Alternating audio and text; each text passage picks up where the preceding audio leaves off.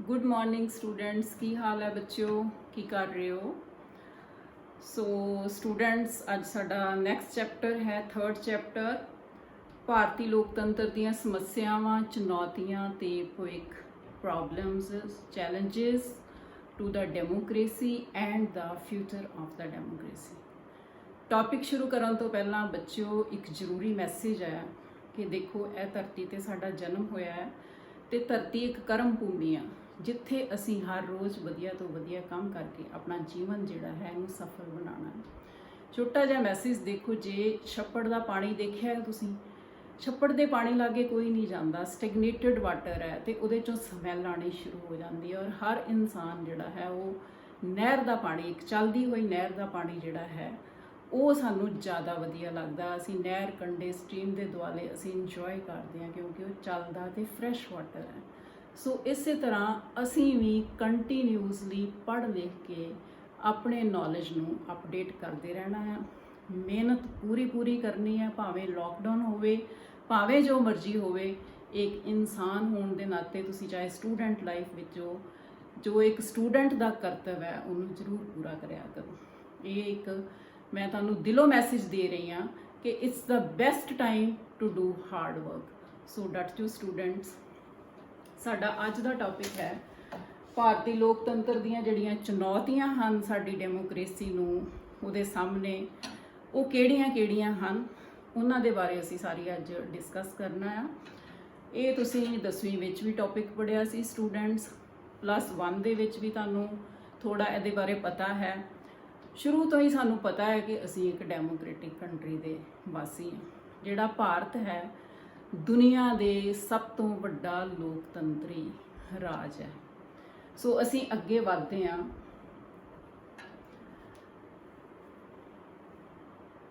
Democracy है की है, वट इज़ डेमोक्रेसी? लोकतंत्र तो की भाव है? लोकतंत्र तो भाव लोकां दा शासन।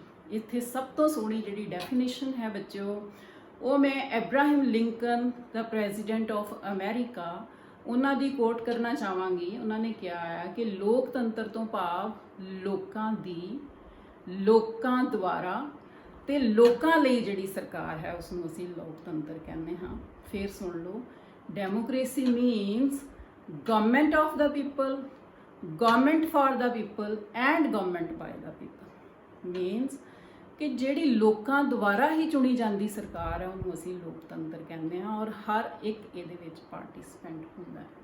मीनस लोकतंत्र तो भाव फिर लोग अपने नुमाइंदियां नूं आप चुनते हैं ते वो नुमाइंदे फिर साडी शासन प्रणाली नूं चुनते, शासन प्रणाली चलाउंदे हैं ते साडे लई कानून बनाउंदे हैं। So democracy is a government elected by the people and elected representatives run the government of the nation। इस तो अलावा होर भी डेफिनेशनस बच्चों तुसी लर्न कर सकते हो। लॉके की डेफिनेशन है, जिस तरह प्रोफैसर लॉके ने कहा है कि like everyone is participant in the लोकतंत्र। सो लोकतंत्र तो भाव है कि लोकां दा तंत्र, लोकां दा राज, जिहदे विच लोकां दी सफलता लई, लोकां दी सुतंत्रता लई बहुत सारे राइट्स दिते जाते हैं कि वो अपनी डिवेलपमेंट्स कर सकन। होप कि तुहानूं इत्थों तक क्लीयर होया। अगे है कि किहड़ियां गल्लां हन, किहड़ियां विशेषताएं हन लोकतंत्र दीयां जो साडे देश विच की पाईयां जांदियां हन। सब तो पहली विशेषता की है कि people are the supreme authority. सर्वउच्च शक्ति जिहड़ी है लोगों कोल है। किस तरह है देखो, असीं अपने कॉन्स्टिट्यूशन जिहड़ा वो आप बनाया है और उहदे च प्रस्तावना च डिकलेयर किया गया है कि असीं भारत दे लोग भारत नूं एक समाजवादी, धर्म निरपक्ष, लोकतंत्र, प्रभुसत्ता संपन्न गणराज देश घोषित करते हाँ, जिस दे विच हर नागरिक जिहड़ा है वो सिक्योर है। सो असी आप ही तो सारा कुछ बनाया अपने रहने लई। सानू किहड़ियां की फ्रीडम्स चाहिदियां आ, की कुछ चाहिदा है, वो सारा कुछ असी आप ही इहदे च निश्चित किया है। इस करके supreme authority is with the people. सर्वउच्च शक्ति जिहड़ी है वो लोकां कोल है। देखो प्रस्तावना शुरू इत्थों हुंदी है कि we the people of India constitute India as a socialistic, secular, democratic, republic and sovereign nation where every citizen is secure. दोबारा सुन लो, we the people of India constitute to India as a sovereign, socialist, secular, republic and democratic, where every citizen is secure and every right is given to the citizens so they could develop themselves. So ਇਸ ਤਰ੍ਹਾਂ ਇਸ ਦੀ ਪਹਿਲੀ ਵਿਸ਼ੇਸ਼ਤਾ ਜਿਹੜੀ ਹੈ ਉਹ ਇਹ ਹੈ ਕਿ ਸਰਵਉੱਚ ਸ਼ਕਤੀ ਜਿਹੜੀ ਹੈ ਉਹ ਲੋਕਾਂ ਦੇ ਕੋਲ ਹੈ। ਸਭ ਤੋਂ ਅੱਗੇ ਇੰਪੋਰਟੈਂਟ ਕੀ ਹੈ ਕਿ ਸਾਨੂੰ ਅਡਲਟ ਫਰੈਂਚਾਈਜ਼ ਦਿੱਤੀ ਗਈ ਹੈ, ਸਰਵਜਨਕ ਬਾਲਿਗ ਮਤ ਦਾ ਅਧਿਕਾਰ ਹੈ। ਵੇਖੋ ਹਰ 5 ਸਾਲ ਬਾਅਦ ਸਾਡੇ ਦੇਸ਼ 'ਚ ਇਲੈਕਸ਼ਨਸ ਹੁੰਦੀਆਂ, ਸਾਨੂੰ ਇੰਨਾ ਵਧੀਆ ਮੌਕਾ ਦਿੱਤਾ ਜਾਂਦਾ ਆ ਕਿ ਅਸੀਂ ਆਪਣੇ ਜਿਹੜੇ ਲੀਡਰ ਨੇ ਉਹ ਆਪ ਚੁਣਦੇ। ਸਾਡੇ ਤੇ ਇੱਕ ਬੜੀ ਵੱਡੀ ਰਿਸਪੌਂਸਿਬਿਲਟੀ, ਸਾਨੂੰ ਇੱਕ ਰਾਜਨੀਤਿਕ ਰਾਈਟ ਦਿੱਤਾ ਗਿਆ। ਸੋ ਅਸੀਂ ਆਪਣੇ ਨੇਤਾ ਆਪ ਚੁਣ ਕੇ ਆਪਣੇ ਲਈ ਆਪਣੀ ਸਰਕਾਰ ਅਸੀਂ ਆਪ ਬਣਾਉਂਦੇ ਹਾਂ, ਜਿਹੜੀ ਕਿ ਲੋਕਤੰਤਰ ਦੀ ਇੱਕ ਵਿਸ਼ੇਸ਼ਤਾ ਹੈ।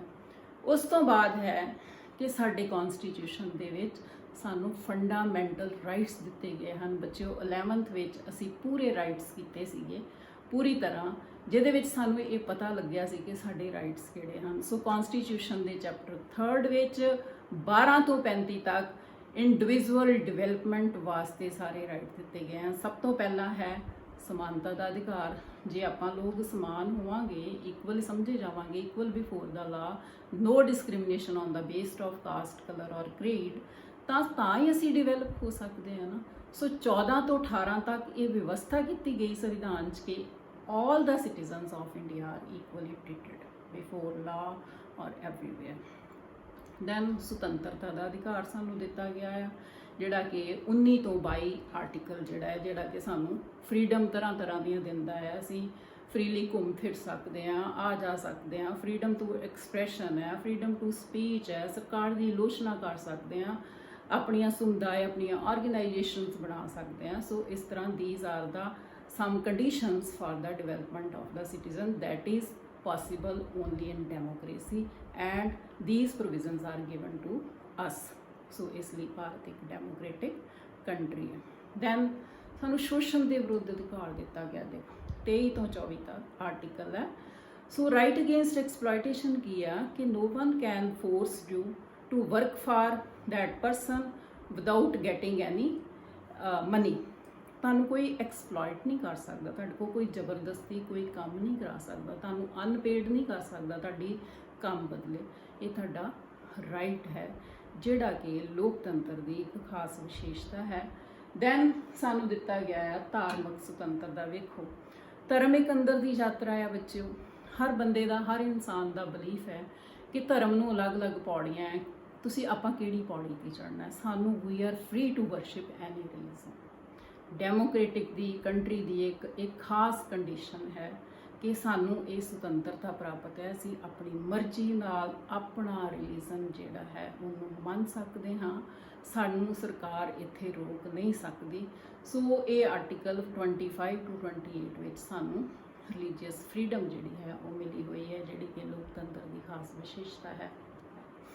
ਦੈਨ 5th ਇਜ਼ ਕਿ ਸਾਨੂੰ ਕਲਚਰਲ ਐਂਡ ਐਜੂਕੇਸ਼ਨਲ ਰਾਈਟ ਮਿਲਿਆ ਹੋਇਆ ਹੈ 29 and 30 ਆਰਟੀਕਲ ਵਿੱਚ, ਜਿਹੜੇ ਵਿੱਚ ਮਿਨੋਰਿਟੀਜ਼ ਨੂੰ ਸਪੈਸ਼ਲ ਰਾਈਟ ਹੈ ਕਿ ਉਹ ਆਪਣੀ ਜਿਹੜਾ ਕਲਚਰ ਹੈ ਉਹਨੂੰ ਪ੍ਰੀਜ਼ਰਵ ਕਰ ਸਕਦੇ ਆ, ਆਪਣੀਆਂ ਐਜੂਕੇਸ਼ਨਲ ਇੰਸਟੀਟਿਊਸ਼ਨਸ ਖੋਲ ਸਕਦੇ ਆ, ਆਪਣੇ ਸੱਭਿਆਚਾਰ ਨੂੰ ਫੈਲਾ ਸਕਦੇ ਹਨ, ਜਿਸ ਕਰਕੇ ਹਰ ਇਨਸਾਨ ਨੂੰ ਕੋਈ ਵੀ ਜਾਤ ਧਰਮ ਦਾ ਬੰਦਾ ਹੈ ਤੇ ਉਹਨੂੰ ਵਧਣ ਫੁੱਲਣ ਲਈ ਇਹ ਰਾਈਟ ਦਿੱਤਾ ਗਿਆ ਹੈ, ਜਿਹੜੀ ਕਿ ਡੈਮੋਕ੍ਰੈਟਿਕ ਕੰਟਰੀ ਦੀ ਖਾਸ ਵਿਸ਼ੇਸ਼ਤਾ ਹੈ ਤੇ ਇੰਡੀਆ ਵਿੱਚ ਹੀ ਦਿੱਤੀ ਗਈ ਹੈ। ਇਸ ਲਈ ਸਾਡੇ ਦੇਸ਼ ਵਿੱਚ ਲੋਕਤੰਤਰ ਦਾ ਰਾਜ ਹੈ। ਦੈਨ ਹੈ ਰਾਈਟ ਟੂ ਕਨਸਟੀਟਿਊਸ਼ਨਲ ਰੈਮਡੀਜ਼। ਇਹ ਸਾਨੂੰ ਦਿੱਤੀਆਂ ਗਈਆਂ ਹਨ ਕਿ ਜੇ ਸਾਨੂੰ ਲੱਗ ਰਿਹਾ ਹੈ ਕਿ ਸਾਨੂੰ ਕੋਈ ਐਕਸਪਲੋਇਟ ਕਰ ਰਿਹਾ, ਸਾਡੇ ਬਿਨਾਂ ਵਜ੍ਹਾ ਇੰਟਰਫੀਅਰ ਹੋ ਰਹੀ ਹੈ, ਤਾਂ ਅਸੀਂ ਇਹਨਾਂ ਉਪਾਵਾਂ ਦੇ ਰਾਹੀਂ ਅਸੀਂ ਜੁਡੀਸ਼ੀਅਲ ਸਿਸਟਮ, ਆਪਣੀ ਨਿਆਂਪਾਲਿਕਾ ਦਾ ਦਰਵਾਜ਼ਾ ਜਿਹੜਾ ਹੈ ਉਹ ਖੜਕਾ ਸਕਦੇ ਹਾਂ, ਕਿਉਂਕਿ ਜਿਹੜੇ ਸਾਨੂੰ ਰਾਈਟ ਦਿੱਤੇ ਗਏ ਹਨ ਇਹ ਜਸਟੀਫਾਈਡ ਹਨ, ਇਹ ਨਿਆਂਪੂਰਕ ਹਨ ਕਿ ਅਸੀਂ ਜੇ ਸਾਡੇ ਉਲੰਘਣਾ ਹੋ ਰਹੀ ਹੈ ਤੇ we can go to the courts. So ਉਸ ਤੋਂ ਅੱਗੇ ਹੈ ਜਿਹੜੀ ਮੈਂ ਰਾਈਟਸ ਦੀ ਗੱਲ ਕੀਤੀ, ਜਿਹੜੀਆਂ ਕਿ ਡੈਮੋਕ੍ਰੈਟਿਕ ਕੰਟਰੀ ਵਾਸਤੇ ਖਾਸ ਵਿਸ਼ੇਸ਼ਤਾਵਾਂ ਹਨ ਵੀ ਕੀ ਇਹ ਸਾਡੇ ਦੇਸ਼ 'ਚ ਹੈਗੀਆਂ ਹਨ। ਬਿਲਕੁਲ ਹੈਗੀਆਂ ਬੱਚਿਓ, ਜੇ ਇਹ ਨਹੀਂ ਹੋਣਗੀਆਂ ਤੇ ਡੈਮੋਕ੍ਰੇਸੀ ਹੈ ਹੀ ਨਹੀਂ। ਸੋ ਇਸ ਤੋਂ ਅੱਗੇ ਹੈ ਜਿਹਦਾ 4th ਪੁਆਇੰਟ ਹੈ ਕਿ ਇੰਡੀਪੈਂਡੈਂਟ ਜੁਡੀਸ਼ੀਅਲ ਸਿਸਟਮ ਹੈ, ਸਾਡੀ ਸੁਤੰਤਰ ਨਿਆਂਪਾਲਿਕਾ। ਸਾਡੀ ਨਿਆਂਪਾਲਿਕਾ ਜਿਹੜੀ ਹੈ ਉਹਦੀ ਆਰਗੇਨਾਈਜੇਸ਼ਨ ਇੰਜ ਦੀ ਹੈ ਕਿ ਉਹਦੇ ਤੇ ਕੋਈ ਪੋਲੀਟੀਕਲ ਪ੍ਰੈਸ਼ਰ ਨਹੀਂ ਹੈਗਾ। ਸੋ ਕੋਈ ਵੀ ਅਮੀਰ ਜਾਂ ਗਰੀਬ ਉਹਦੇ ਲਈ ਨਿਆਂਪਾਲਿਕਾ ਦੇ ਦਰਵਾਜ਼ੇ ਜਿਹੜੇ ਆ ਉਹ ਖੁੱਲ੍ਹੇ ਆ ਤੇ ਉਹ ਜਸਟਿਸ ਲਈ ਉੱਥੇ ਜਾ ਸਕਦਾ ਹੈ। ਸੋ ਜਿਹੜੇ ਸਾਡੇ ਜੱਜਿਸ ਆ, ਆਪਾਂ ਲਾਸਟ ਵੀ ਦੇਖ ਰਹੇ ਹਾਂ ਕਿ ਨਿਰਪੱਖ ਹੋ ਕੇ ਆਪਣੇ ਡਿਸੀਜਨਸ ਜਿਹੜੇ ਨੇ ਬੱਚਿਓ ਉਹ ਕਰਦੇ ਨੇ। ਇਸੇ ਤਰ੍ਹਾਂ ਹੀ ਰਾਜਨੀਤੀ ਦੇ ਨਿਰਦੇਸ਼ਕ ਸਿਧਾਂਤ ਜਿਹੜੇ ਹਨ ਉਹ ਵੀ ਕਨਸਟੀਟਿਊਸ਼ਨ ਦਾ ਜਿਹੜਾ 4th ਚੈਪਟਰ ਹੈ ਬੱਚਿਓ ਉਹਦੇ ਵਿੱਚ ਦਿੱਤੇ ਗਏ ਆ ਕਿ ਕਦੋਂ ਕਿੰਨੀ ਤੋਂ 36 to 51 ਇਹ ਦਿੱਤੇ ਗਏ ਆ, ਜਿਹੜੇ ਕਿ ਰਾਜਾਂ ਦੀਆਂ ਸਰਕਾਰਾਂ ਲਈ, ਦੇਸ਼ ਦੀ ਸਰਕਾਰ ਲਈ ਇੱਕ ਦਿਸ਼ਾ ਨਿਰਦੇਸ਼ ਹਨ ਕਿ ਉਹਨਾਂ ਨੇ ਆਰਥਿਕ ਤੇ ਸਮਾਜਿਕ ਜਿਹੜਾ ਨਿਆਂ ਹੈ ਉਹਨੂੰ ਐਸਟੈਬਲਿਸ਼ ਕਰਨਾ ਹੈ, ਦੇਸ਼ ਨੂੰ ਵੈਲਫੇਅਰ ਕਲਿਆਣਕਾਰੀ ਬਣਾਉਣਾ ਹੈ, ਲੋਕਾਂ ਦੇ ਹਿੱਤਾਂ ਲਈ ਕੰਮ ਕਰਨਾ ਹੈ। ਸੋ ਇਸ ਤਰ੍ਹਾਂ ਇਹ ਸਾਰੀਆਂ ਵਿਸ਼ੇਸ਼ਤਾਵਾਂ ਭਾਰਤ ਨੂੰ ਇੱਕ ਡੈਮੋਕ੍ਰੈਟਿਕ ਕੰਟਰੀ ਜਿਹੜਾ ਹੈ ਉਹ ਡਿਕਲੇਅਰ ਕਰਦੀਆਂ। ਹੁਣ ਸਟੂਡੈਂਟਸ ਅਸੀਂ ਅੱਗੇ ਗੱਲ ਕੀਤੀ ਕਿ ਅਸੀਂ ਕਹਿੰਦੇ ਕਿ ਅਸੀਂ ਡੈਮੋਕ੍ਰੈਟਿਕ ਕੰਟਰੀ ਦੇ ਵਾਸੀ ਹਾਂ। ਬਿਲਕੁਲ ਠੀਕ ਹੈ। ਅਸੀਂ ਕਹਿੰਦੇ ਹਾਂ ਕਿ ਸਾਡਾ ਜਿਹੜਾ ਭਾਰਤ ਹੈ ਦੁਨੀਆ ਦੀ ਸਭ ਤੋਂ ਵੱਡਾ ਲੋਕਤੰਤਰੀ ਰਾਜ ਹੈ। ਬਿਲਕੁਲ ਠੀਕ ਹੈ, ਵੱਡਾ ਤੇ ਹੈਗਾ ਆ ਪਰ ਵਧੀਆ ਨਹੀਂ ਹੈ। ਕਿਉਂ ਨਹੀਂ ਵਧੀਆ? ਕਿਹੜੇ ਚੈਲੰਜਸ ਨੇ ਜਿਹੜੇ ਕਿ ਸਾਡੇ ਲੋਕਤੰਤਰ ਨੂੰ ਨੀਵੇਂ ਪੱਧਰ ਤੇ ਲੈ ਕੇ ਆਉਂਦੇ ਨੇ? ਸੋ ਅਸੀਂ ਇਹ ਜਿਹੜੇ ਕੁਐਸਚਨ ਹੈ ਇਹਨਾਂ ਨੂੰ ਆਪਾਂ ਚੈਲੰਜਸ ਨੂੰ ਡਿਸਕਸ ਕਰਨਾ ਹੈ ਹੌਲੀ ਹੌਲੀ।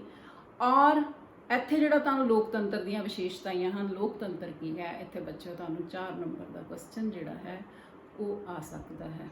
ਹੁਣ ਅਸੀਂ ਅੱਗੇ ਵਧਦੇ ਹਾਂ ਕਿ ਲੋਕਤੰਤਰ ਦੇ ਜਿਹੜੇ ਚੈਲੰਜਸ ਆ ਉਹ ਕਿਹੜੇ ਹਨ।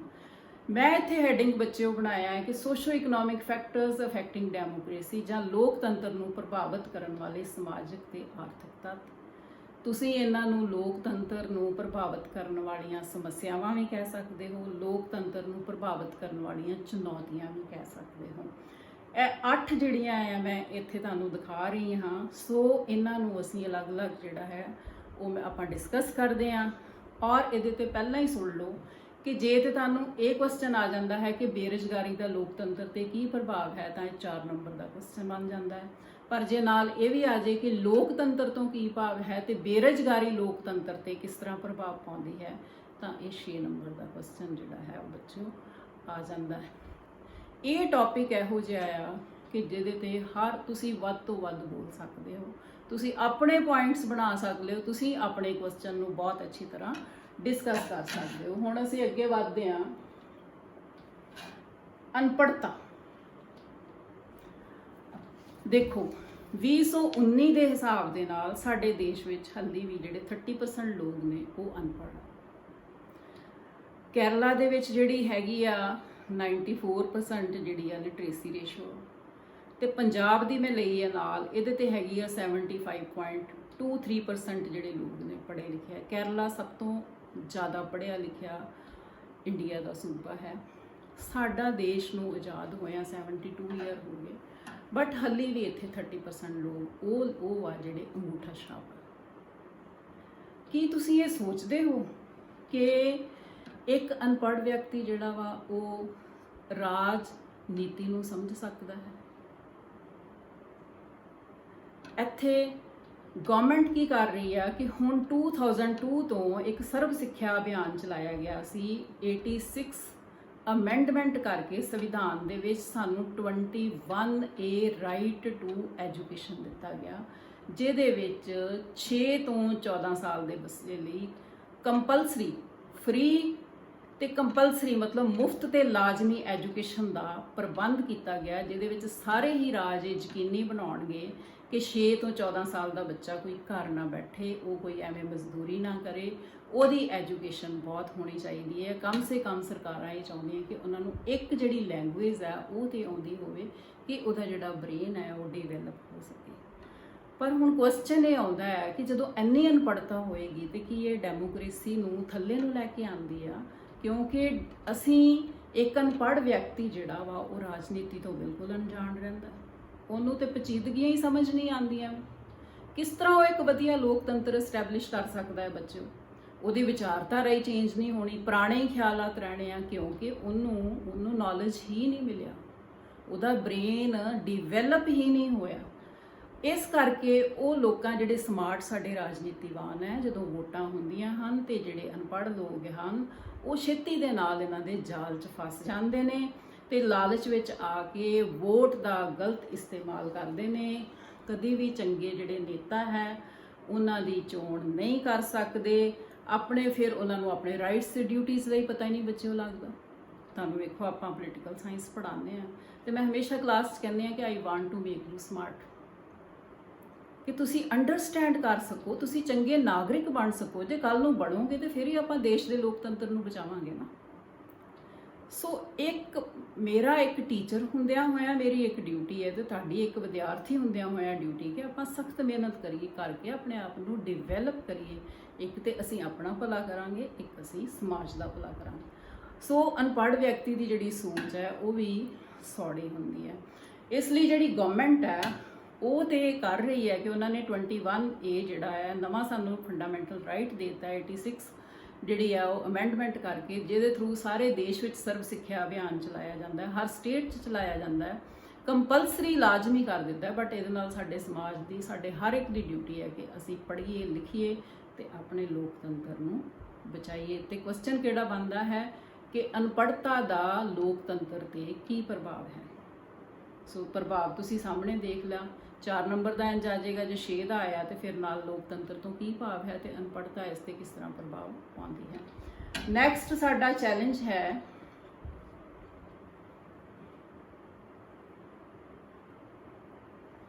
ਗਰੀਬੀ। ਗਰੀਬੀ ਦਾ ਲੋਕਤੰਤਰ ਤੇ ਪ੍ਰਭਾਵ। ਸਭ ਤੋਂ ਪਹਿਲਾਂ ਅਨਪੜ੍ਹਤਾ ਇੱਕ ਚੈਲੰਜ ਆ ਗਈ, ਦੈਨ ਗਰੀਬੀ ਦਾ ਤੇ ਬਹੁਤ ਵੱਡਾ ਪ੍ਰਭਾਵ ਹੈ। ਤੁਸੀਂ ਇੱਥੇ ਕਈ ਵਾਰੀ ਆ ਪੁਤਲੀ ਘਰ ਬਹੁਤ ਸਾਰੇ ਸਵੇਰੇ ਲੇਬਰਰਸ ਖੜੇ ਹੁੰਦੇ ਨੇ ਚੌਂਕ ਦੇ ਵਿੱਚ ਜਾਂ ਹੋਰ ਆਪਾਂ ਕਿਤੇ ਵੇਖਦੇ ਆ, ਤੁਸੀਂ ਜਾ ਕੇ ਉਹਨਾਂ ਨੂੰ ਕਹੋ ਕਿ ਆਪਾਂ ਰਾਜਨੀਤੀ ਆ ਕਾਨੂੰਨ ਬਣਿਆ ਹੈ, ਇਸ ਤਰ੍ਹਾਂ ਹੋਇਆ ਹੈ, ਆ ਨਵੀਂ ਉਹਨੇ ਕਹਿਣਾ ਮੈਂ ਕੀ ਲੈਣਾ, ਮੈਨੂੰ ਇਸ ਟਾਈਮ ਤੇ ਲੋੜ ਹੈਗੀ ਆ ਕਿ ਮੈਂ ਦਿਹਾੜੀ ਕਰਕੇ ਤੇ ਮੈਂ ਕੁਝ ਪੈਸੇ ਕਮਾ ਕੇ ਤੇ ਆਪਣੀ ਰੋਟੀ ਦਾ ਇੰਤਜ਼ਾਮ ਕਰਾਂ, ਮੈਂ ਇਹਨਾਂ ਚੀਜ਼ਾਂ ਵਿੱਚ ਕੀ ਲੈਣਾ ਹੈਗਾ, ਮੈਨੂੰ ਤੇ ਕੋਈ ਇੰਟਰਸਟ ਨਹੀਂ ਹੈ। ਸੋ ਇਸ ਤਰ੍ਹਾਂ ਜੇ ਸਾਡੇ ਦੇਸ਼ ਵਿੱਚ ਜਿਹੜੀ ਗਰੀਬੀ ਆ, 32% ਲੋਕ ਜਿਹੜੇ 72 ਸਾਲ ਬਾਅਦ ਵੀ ਗਰੀਬੀ ਰੇਖਾ ਤੋਂ ਥੱਲੇ ਆ, ਮੀਨਸ ਕਿ ਉਹਨਾਂ ਕੋਲ ਰੋਟੀ, ਕੱਪੜਾ ਤੇ ਮਕਾਨ ਲਈ ਵੀ ਨਹੀਂ ਆ, ਸਾਜੋ ਸਮਾਨ ਜਿਹੜਾ ਉਹ ਹੈਗਾ। ਵੇਖੋ ਤੁਹਾਨੂੰ ਮੈਂ ਪਿਕਚਰਸ ਦਿਖਾ ਰਹੀ ਆ ਕਿ ਜਿਸ ਦੇ ਵਿੱਚ ਆ ਦੇਖੋ, ਤੁਸੀਂ ਇੱਥੇ ਕਹਿ ਸਕਦੇ ਹੋ ਕਿ ਇਹਨਾਂ ਨੂੰ ਰਾਜਨੀਤੀ ਸਮਝਾ ਸਕਦੇ ਹੋ। ਇਹ ਦੇਖੋ, ਇਹਨਾਂ ਨੂੰ ਜੇ ਸਾਨੂੰ ਰੋਟੀ ਦੀ ਭੁੱਖ ਲੱਗੀ ਆ ਤੇ ਸਾਨੂੰ ਆਪਾਂ ਰਾਜਨੀਤੀ ਨੂੰ ਕਿੰਝ ਸਮਝਾਂਗੇ? ਤੇ ਜੇ ਇੰਨੇ ਲੋਕ ਦੇਸ਼ ਦੇ ਵਿੱਚ ਗਰੀਬ ਹੋਣਗੇ ਤੇ ਕੀ ਸਾਡਾ ਲੋਕਤੰਤਰ ਵਧੀਆ ਬਣ ਸਕਦਾ ਹੈ? ਬਿਲਕੁਲ। ਸੋ ਸਭ ਤੋਂ ਪਹਿਲਾਂ ਕੀ ਹੈ, ਸਰਕਾਰਾਂ ਦੀ ਜ਼ਿੰਮੇਵਾਰੀ ਕਿ ਜਿਹੜੀ ਗਰੀਬੀ ਹੈ ਇਹਨੂੰ ਅਸੀਂ, ਇਸ ਚੁਣੌਤੀ ਜਿਹੜੀ ਹੈ ਇਹਦੇ ਨਾਲ ਕਿੰਝ ਨਜਿੱਠਣਾ, ਇਹਦਾ ਹੱਲ ਕੀ ਕਰਨਾ। ਹੁਣ ਗਰੀਬ ਜਿਹੜਾ ਆ ਉਹ ਵੋਟ ਦੀ ਕਦੀ ਵੀ ਵਰਤੋਂ ਠੀਕ ਨਹੀਂ ਕਰ ਸਕਦਾ, ਛੋਟੇ ਲਾਭਾਂ ਕਰਕੇ ਵੋਟ ਵੇਚ ਦਿੰਦਾ ਹੈ ਉਹ। ਦੈਨ ਗਰੀਬ ਵਿਅਕਤੀ ਚੋਣ ਲੜ ਹੀ ਨਹੀਂ ਸਕਦਾ, ਉਹਦੇ ਕੋਲ ਤੇ ਰੋਟੀ ਦੀ ਇੰਨੀ ਉਹਨੂੰ ਭੁੱਖ ਮਰੀ ਪਈ ਹੋਈ ਆ। ਆਪਾਂ ਪੈਂਡੈਮਿਕ ਦੇਖਿਆ ਸੀ ਨਾ, ਤੇ ਇਹਦੇ ਵਿੱਚ ਲੋਕਾਂ ਦਾ ਕੀ ਹਾਲ ਸੀ, ਕਹਿੰਦੇ ਸੀ ਕਰੋਨਾ ਦੇ ਨਾਲ ਮਰ ਜਾਾਂਗੇ, ਕੋਈ ਗੱਲ ਨਹੀਂ, ਅਸੀਂ ਤੇ ਭੁੱਖ ਨਾਲ ਹੀ ਮਰ ਜਾਣਾ।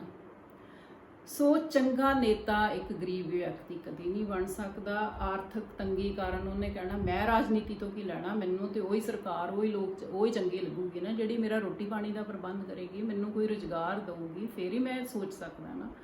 ਇਸ ਕਰਕੇ ਗਰੀਬ ਵਿਅਕਤੀ ਹੌਲੀ ਹੌਲੀ ਲੋਕਤੰਤਰ 'ਚੋਂ ਆਪਣਾ ਵਿਸ਼ਵਾਸ ਵੀ ਬੱਚਿਓ ਗਵਾ ਲੈਂਦਾ ਹੈ ਤੇ ਗਰੀਬੀ ਲੋਕਤੰਤਰ ਦੀ ਸਫਲਤਾ ਵਾਸਤੇ ਬਹੁਤ ਵੱਡੀ ਚੁਣੌਤੀ ਹੈ। ਸੋ ਇਹਦਾ ਪ੍ਰਭਾਵ, ਜਿਹੜੀ ਗਰੀਬੀ ਹੈ, ਬਹੁਤ ਨੈਗੇਟਿਵ ਪ੍ਰਭਾਵ ਹੈ ਸਾਡੇ ਲੋਕਤੰਤਰ ਦੇ। ਅਸੀਂ ਇਹਨੂੰ ਹਟਾਉਣ ਤੋਂ ਬਿਨਾਂ ਆਪਣੇ ਲੋਕਤੰਤਰ ਨੂੰ ਵਧੀਆ ਨਹੀਂ ਕਰ ਸਕਦੇ। ਇੱਥੇ ਵੀ ਸੇਮ 4 ਨੰਬਰ ਦਾ ਕੁਐਸਚਨ ਵੀ ਆ ਸਕਦਾ ਹੈ ਔਰ 6 ਦਾ ਵੀ ਆ ਸਕਦਾ ਹੈ। ਦੈਨ ਹੈ ਬੇਰੁਜ਼ਗਾਰੀ। ਦੇਖੋ, ਬੇਰੁਜ਼ਗਾਰੀ ਜਿਹੜੀ ਹੈ ਸਾਡੇ ਦੇਸ਼, ਸਾਡੇ ਲੋਕਤੰਤਰ ਲਈ ਬਹੁਤ ਵੱਡੀ ਚੁਣੌਤੀ ਹੈ। ਕਿਸ ਤਰ੍ਹਾਂ ਚੁਣੌਤੀ ਹੈ? ਹਾਲੇ ਤੱਕ 6.60% ਜਿਹੜੀ ਰੇਸ਼ੋ ਹੈ ਉਹ ਅਨਇੰਪਲੋਇਡ ਹੈ। ਭਾਰਤ ਵਿੱਚ ਜਿਹੜਾ ਰੇਟ ਹੈ ਅਨਇੰਪਲੋਇਮੈਂਟ ਦਾ ਉਹ 6.60 ਹੈ। ਤੇ ਮੇਨ ਰੀਜ਼ਨ ਆਫ ਅਨਇੰਪਲੋਇਮੈਂਟ ਕੀ ਆ? India is overpopulated. ਇੱਕ ਜੌਬ ਨਿਕਲਦੀ ਆ ਤੇ 100 ਜਣਾ ਪਹੁੰਚ ਜਾਂਦਾ।